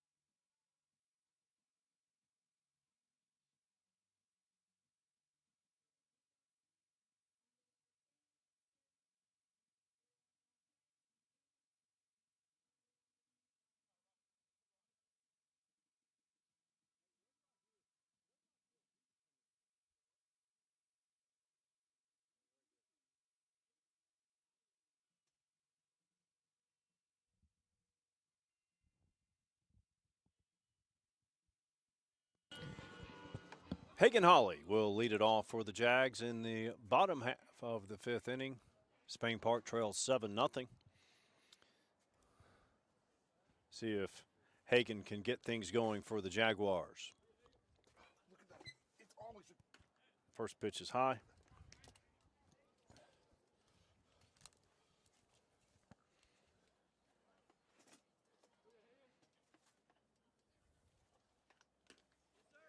One ball, 1 strike.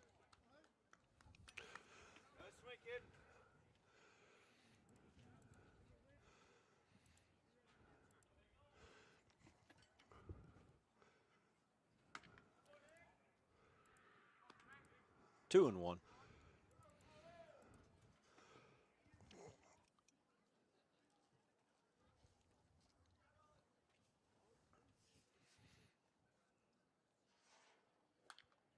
Fouled away.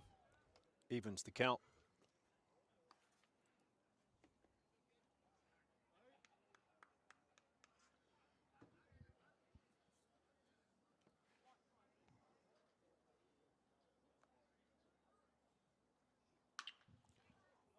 Fouled off. Jones, 56 pitches so far through 4 innings, only 1 walk, 9 strikeouts. 9 strikeouts, that's a lot. But seeing that he's only faced 13 batters, only 4 batters. And the 2 batters that reached base, he's went ahead and picked them off himself. So He's been in command. And oh, we thought about it, but I think he would have been strung up. He hung up in the net, let the kids throw water balloons at him if he had called strike 3 on that one. 3 balls, 2 strikes. Hagen Holly pops it up.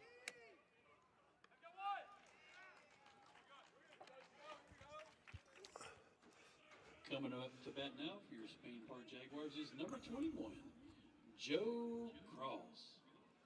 I believe Super we have a pinch Joe hitter. Cross. Yeah, we have a little pinch hitting action here, huh? Is that correct? Joe Cross in pinch hitting for Eli Smallwood. Guess as though Eli Smallwood will return to the game there as a first baseman. Joe's dad was a good baseball player. Played high school and college. His mom played tennis, if you just want to throw out erroneous facts. Well, another fact is I went to kindergarten with his mom. There you go.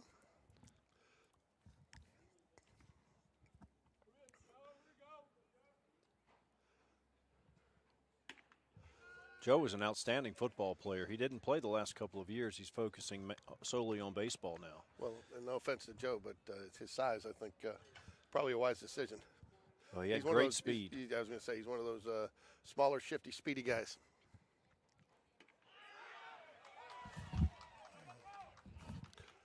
Tough ask for a freshman to go up there and face this kid. Well, not only that, but tough ass to see that type of curveball when you've been on the bench all night, and I mean, and his curveball's gotten stronger as the game's gone on, and I mean, he leaned on it the whole way, but it came in, but he had a lefty-lefty matchup there, so. But again, pitch that Jones has been making all night for Vestavia, you can't really. I know he's the opposing pitcher, but you can't really do anything but tip your hat to him when he's pitched a game like this. He has been outstanding. And again, if he wanted to, I believe he could just overpower you with his fastball. I believe the transfer window is still open at Spain Park for next season. We need to get I'm just joking. Game Day Sports Radio NIL money up. No. Some states are allowing that for high school. Yeah, no, they need to stay away from that. And that was just a joke about transfer. It's something that people who know me know that I've been adamantly opposed to. I've not been a big advocate or supporter of kids transferring to other programs. Do you like the fact that kids from the same school system transfer to the other school? No, absolutely not. I think, in fact, they should have to be sitting out a year if they do that. There's no situation that I get it. If I move to Mobile, I can't commute to Mobile every day, and I mean that's obviously definitely a lifestyle move. If I go from here and I get a house over in Hoover, that's clearly, maybe I did move, but I'm changing school systems. But I think it's gotten a little too easy. I think it's gotten too easy for kids, and I just think that there should be some justification there when they're doing it. Clearly, it looks like they're doing it for sports, and they should have to sit out a year, in my opinion. Jones, another strikeout. He's been top-notch on the mound. 7-0 into the 5th inning. We'll go to the top half of the 6th inning. Rebels 7, Spain Park nothing. The way you're walking over, is that ball game? Yeah. Oh, okay.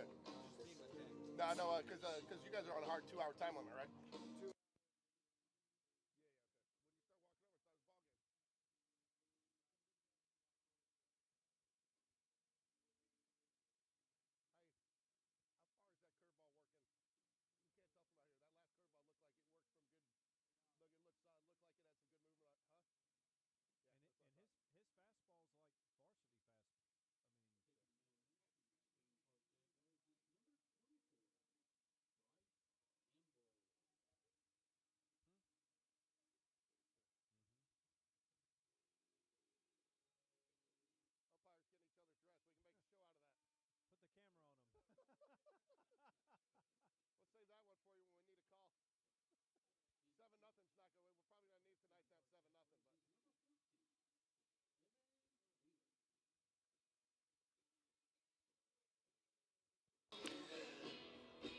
All right, G.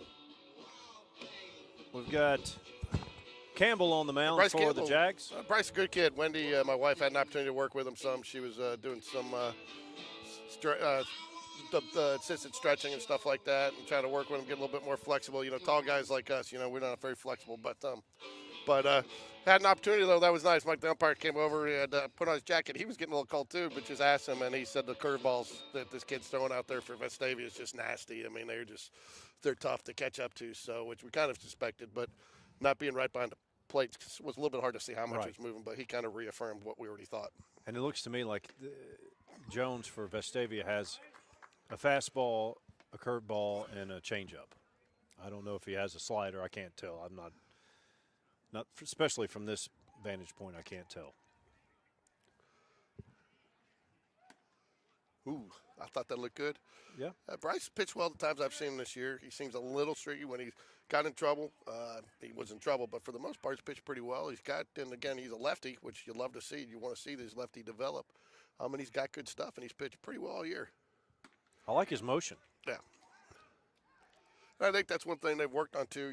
Big guys like to move a little quick sometimes, and they've, really got him a little bit more compact and staying within himself. That's going to get out of play. 1 ball, 2 strikes. As we reach the top of the 6th here. I'm not sure what time we started, but JV now has a new rule in that they do not go more than – they don't start a new inning after 2 hours. I'm not sure where that will come into play here, but since the game did start after 6:30. Well, hit ball, knocked down, no play will be made. It's going to be an error. It's going to be a tough play, but I think that's an error. If it is, it'll be the 3rd error on Spain Park. Tough play, though. I think that would probably go over either way, but he was moving over with it. Tough play to make, and he was probably going to have to get a bang-bang throw to get him, but got to get your glove on that one. Yeah, and it looks like Downey, number 3, has good speed, so it could have been an infield hit regardless. Umpire says that pitch was high. 1 ball. Yeah, No game strikes. changer official book does give him a single, so it could go either way, but. And Logan Bradford did get a good jump on that ball. Just love to see him get that in one of his glove and try to make a play on it. 2 balls, no strikes.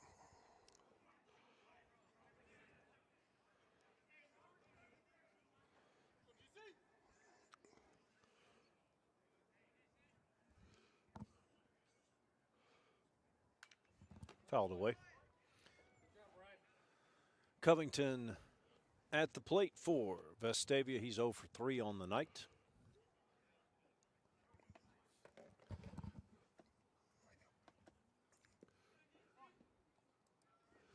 Do we have any other lineup changes as far as the field for Spain Park? I saw Joe Cross went and pinch hit. Is he playing in the field? No, typically the rule in high school is that you can enter the lineup and then the original person can go back, and that's typically what they do. Pinch hitter, and then they'll put the original guy back in the field for his position. So Eli Smallwood back out there is back out at first base.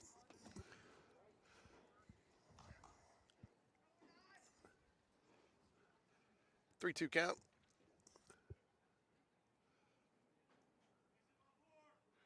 Runner goes. Ball hit. Right field. Hagen Holly chance to comes up double with him it. up. Nice throw there by Hagen Holly. Yep, very nice. Great play, though. Gets you out and brings the runner back to first base. So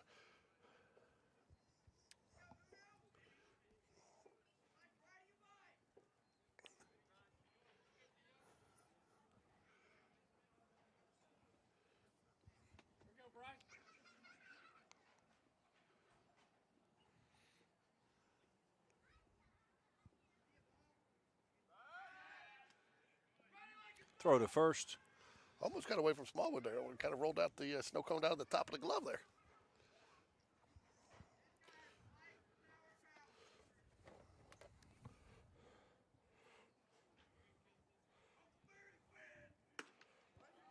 One ball, 1 strike.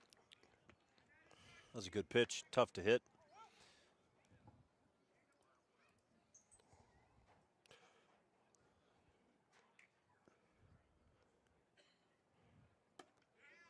Ball high. Jenkins 1 for 2 on the night for the Rebels.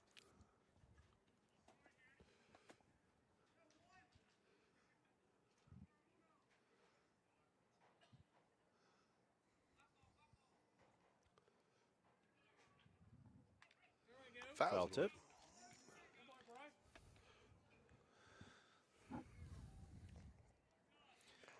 Gee, at this level, I'm assuming that the coaches are making all the pitch counts, pitch calls. Yeah, Okay. there's somebody over here. Should be somebody over here in the dugout making the pitch calls. What about varsity? Is there Same any? thing.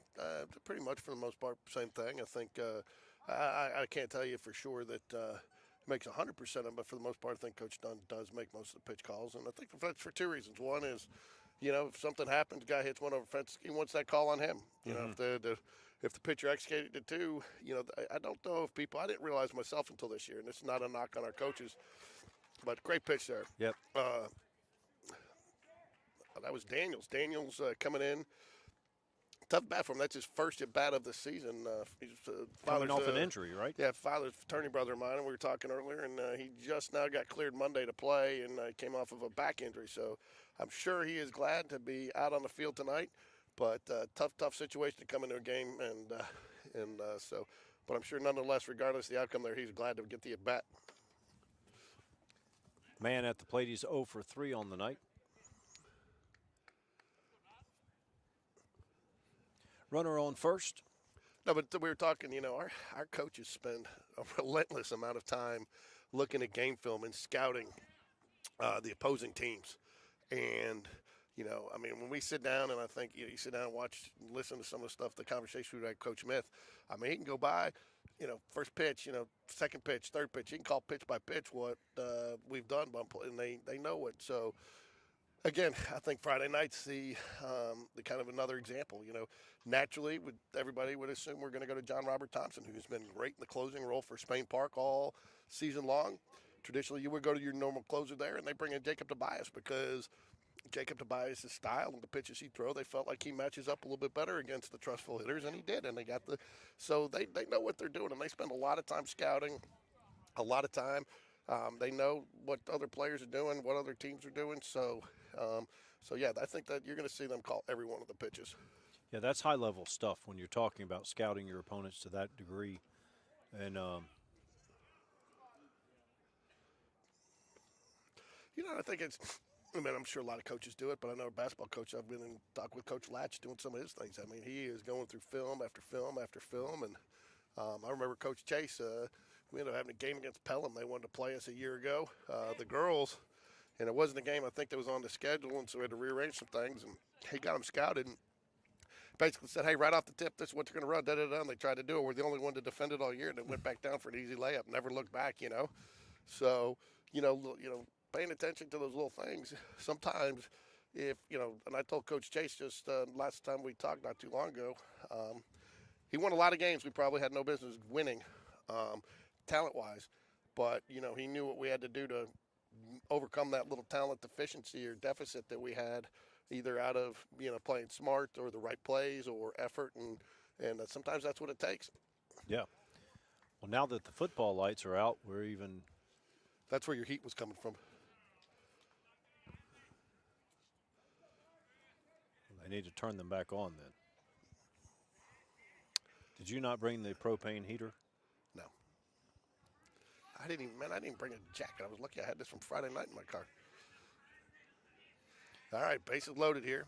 Littleton at the plate. He's 2 for 3. Regardless, I think this more than likely, though, will be the last inning because I think they're going to time limit. Jaguars will still bat. Well, the game didn't start on time. No, I know, but I don't think it started more than past 6:45.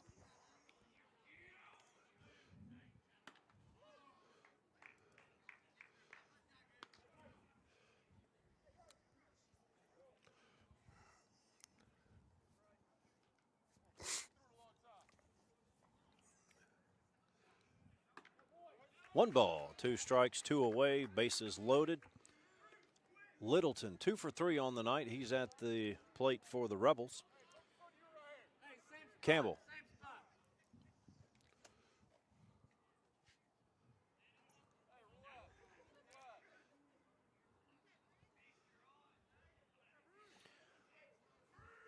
Do they have a full team lineup or just the lineup that just shows the lineup in the game? That's well hit to center field.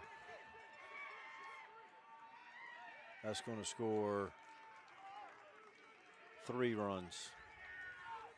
Going to be a tight play at the plate.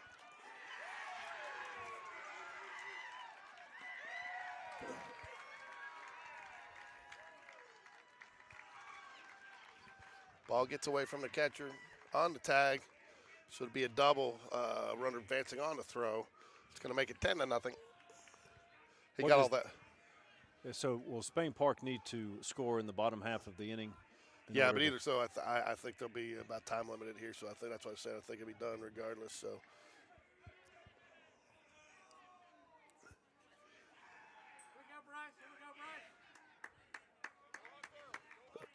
Sorry. Lucas 1 for 3 on the night at the plate.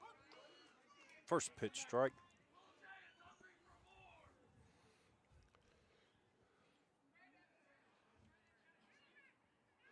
He got all that one, Mike. Yeah, that was a well hit ball. That was well hit as well. Right at. Ball was dropped. That'll be 11-0. It's where you got to make those plays.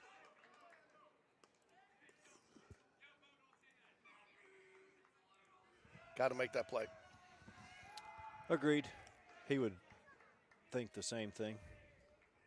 Hard hit ball, tough play, and that's where your pitcher needs you to get,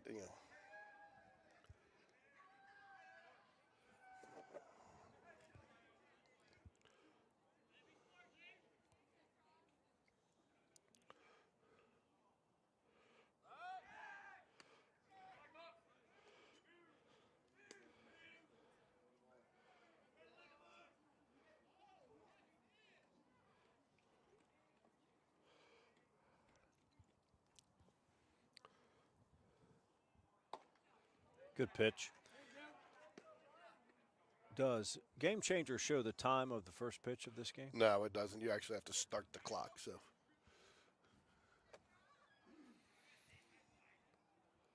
It's now 11-0, top half of the 6th inning.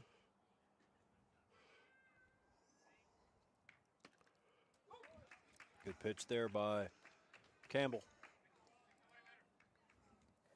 11 runs, only 6 hits. 7 hits. They had 7 hits on game 2, 6 on the board.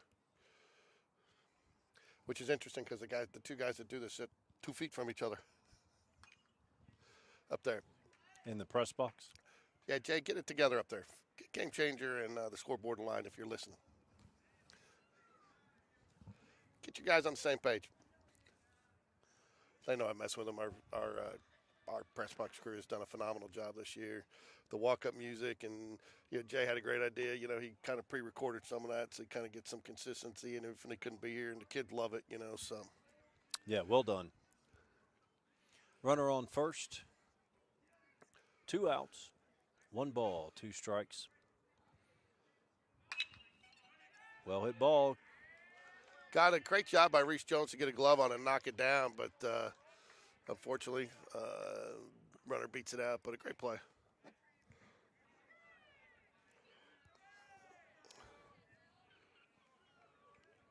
Runners on first and second. 11-0. Top half of the 6th inning. Rebels lead. Number 24, Langston at the plate. He is 1 for 3 on the night.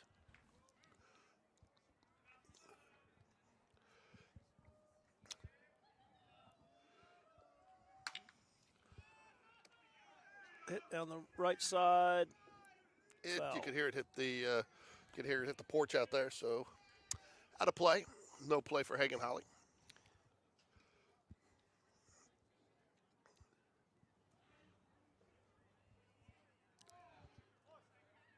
If you haven't had a chance yet, go out and subscribe and like and subscribe on Game Day Sports Radio on YouTube. This is where you get an opportunity to catch all your Jaguar action. We did some baseball. We've done obviously a lot of baseball, and we did a lot of basketball, and we continue to support all the Spain Park athletics up here. So if you have an opportunity and you haven't done so already, please go ahead and subscribe and like, because you will get updates on all the Jaguar action.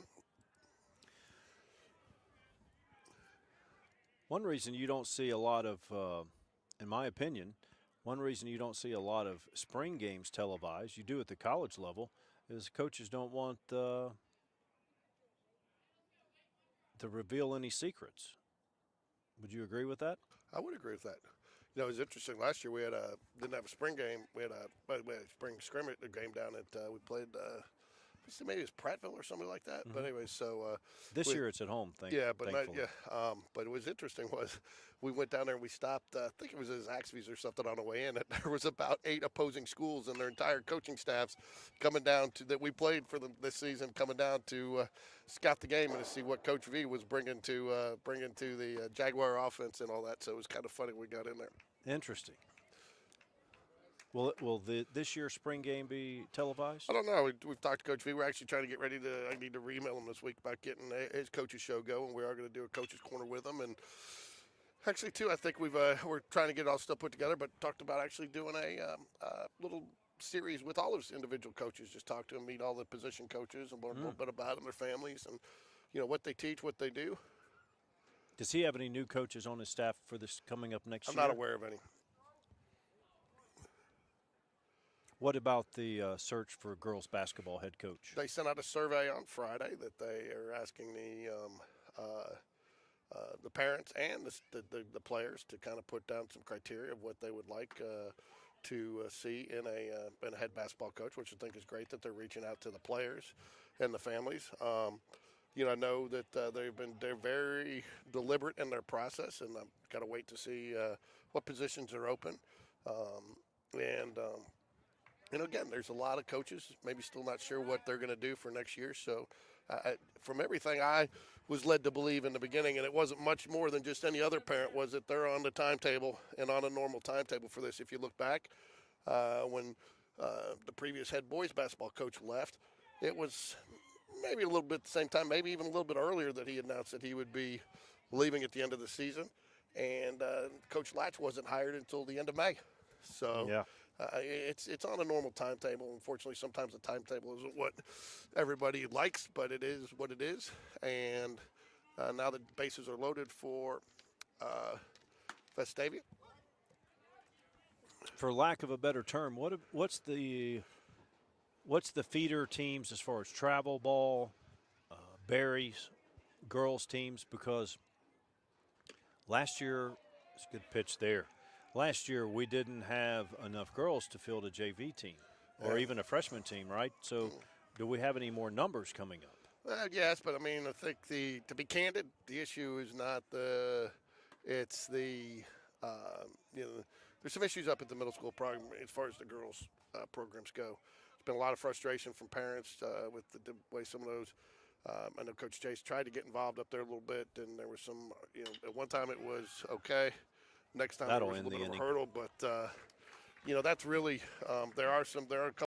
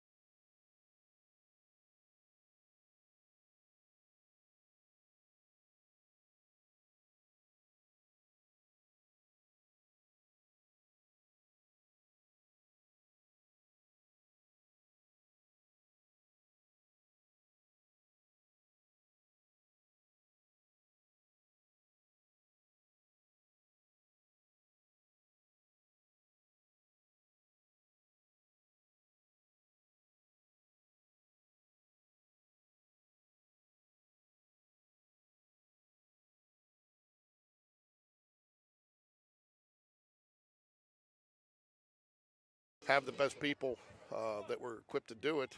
And in some cases, I don't know if they had the support that they needed at certain levels, but I think it's never bad to evaluate what you're doing and see, can you do it better? Well hit ball. It'll be caught in left field. What did you do to my game changer? Nothing. 23 shots says Carmichael Jordan. If there's any kids out there that are listening that can provide Mr. Lorino here a brief tutorial on how to work an iPhone or an iPad, we'd love to have you show up the next game and kind of give him the tips on how to even just open an iPad. He struggles technology-wise. You'll get a free order of nachos paid for by George. Thornton at the plate. He's 0 for 1 on the night. Swing and a miss. He's still throwing good pitches. Surprised again that I guess when you got a pitcher that's pitched this well, I guess you let him keep going and maybe you don't want to, but they do have some action in the bullpen right now. But I'm a little surprised maybe you don't let a guy get, with your numbers on that team, that you don't let somebody get some action here. Agree, especially because I know everyone wants to win, but again, this is about development. And maybe one reason is it's not cold, but it's pretty chilly out. And now you why read my risk? mind there. Do you really want to bring a guy in that's cold and maybe he gets an injury, or then again you give up? You got to know. Come on, and his pitch counts is. I don't even think he's over 73 now. Is it 72 pitches? Yeah. So there you go. You got it there. Plus, they may want to get this done quick and get same thing. Oh, That'll Jaguars get going to get through. their third hit of the game with Arnold Bush. Take a short lead, Arnold. He only got picked off once. I gave him the bad rap for getting picked off twice. It was Reese Jones, but No, but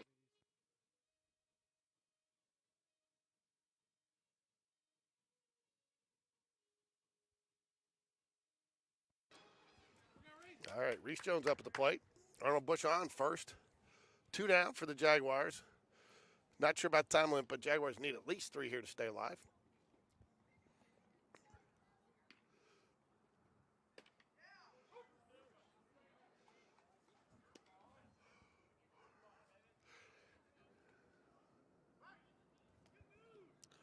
They tried to pick him off third time. Get third pick off the game. Bush his second time. how many base runners have we had? I know that's our third hit. That would be, I believe,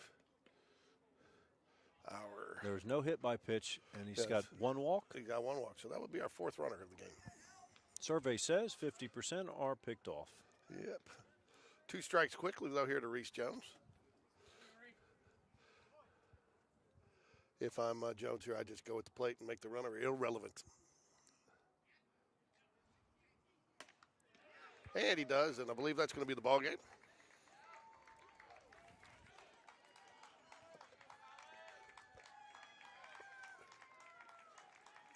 Well, Jags are back here tomorrow night for JV, but the varsity Jaguars is where we'll be broadcasting at Chelsea, 5 p.m., as they start off their 3rd series in area play against Chelsea. At Chelsea, and the Jaguars are back home Thursday night for the 2nd game in that series. But all the Jaguars need to clinch the number 1 seed in the area is 1 victory. Talking to a couple of coaches today, though, they'd love to get 2, sweep the area heading in. I think, too, one of the things that has been interesting, is Coach Smith put together the toughest schedule. He said we played a lot of tough teams. And I think there was some surprise there that some of the teams that we beat, that now we beat them. And again, I think that the number one, important thing the Jaguars are going to have to do, Mike, is stay grounded. And they need to stay grounded and just keep playing their game, stay focused, keep looking ahead and doing their job and taking it one day at a time. Thank Man, why isn't that guy not pitching varsity?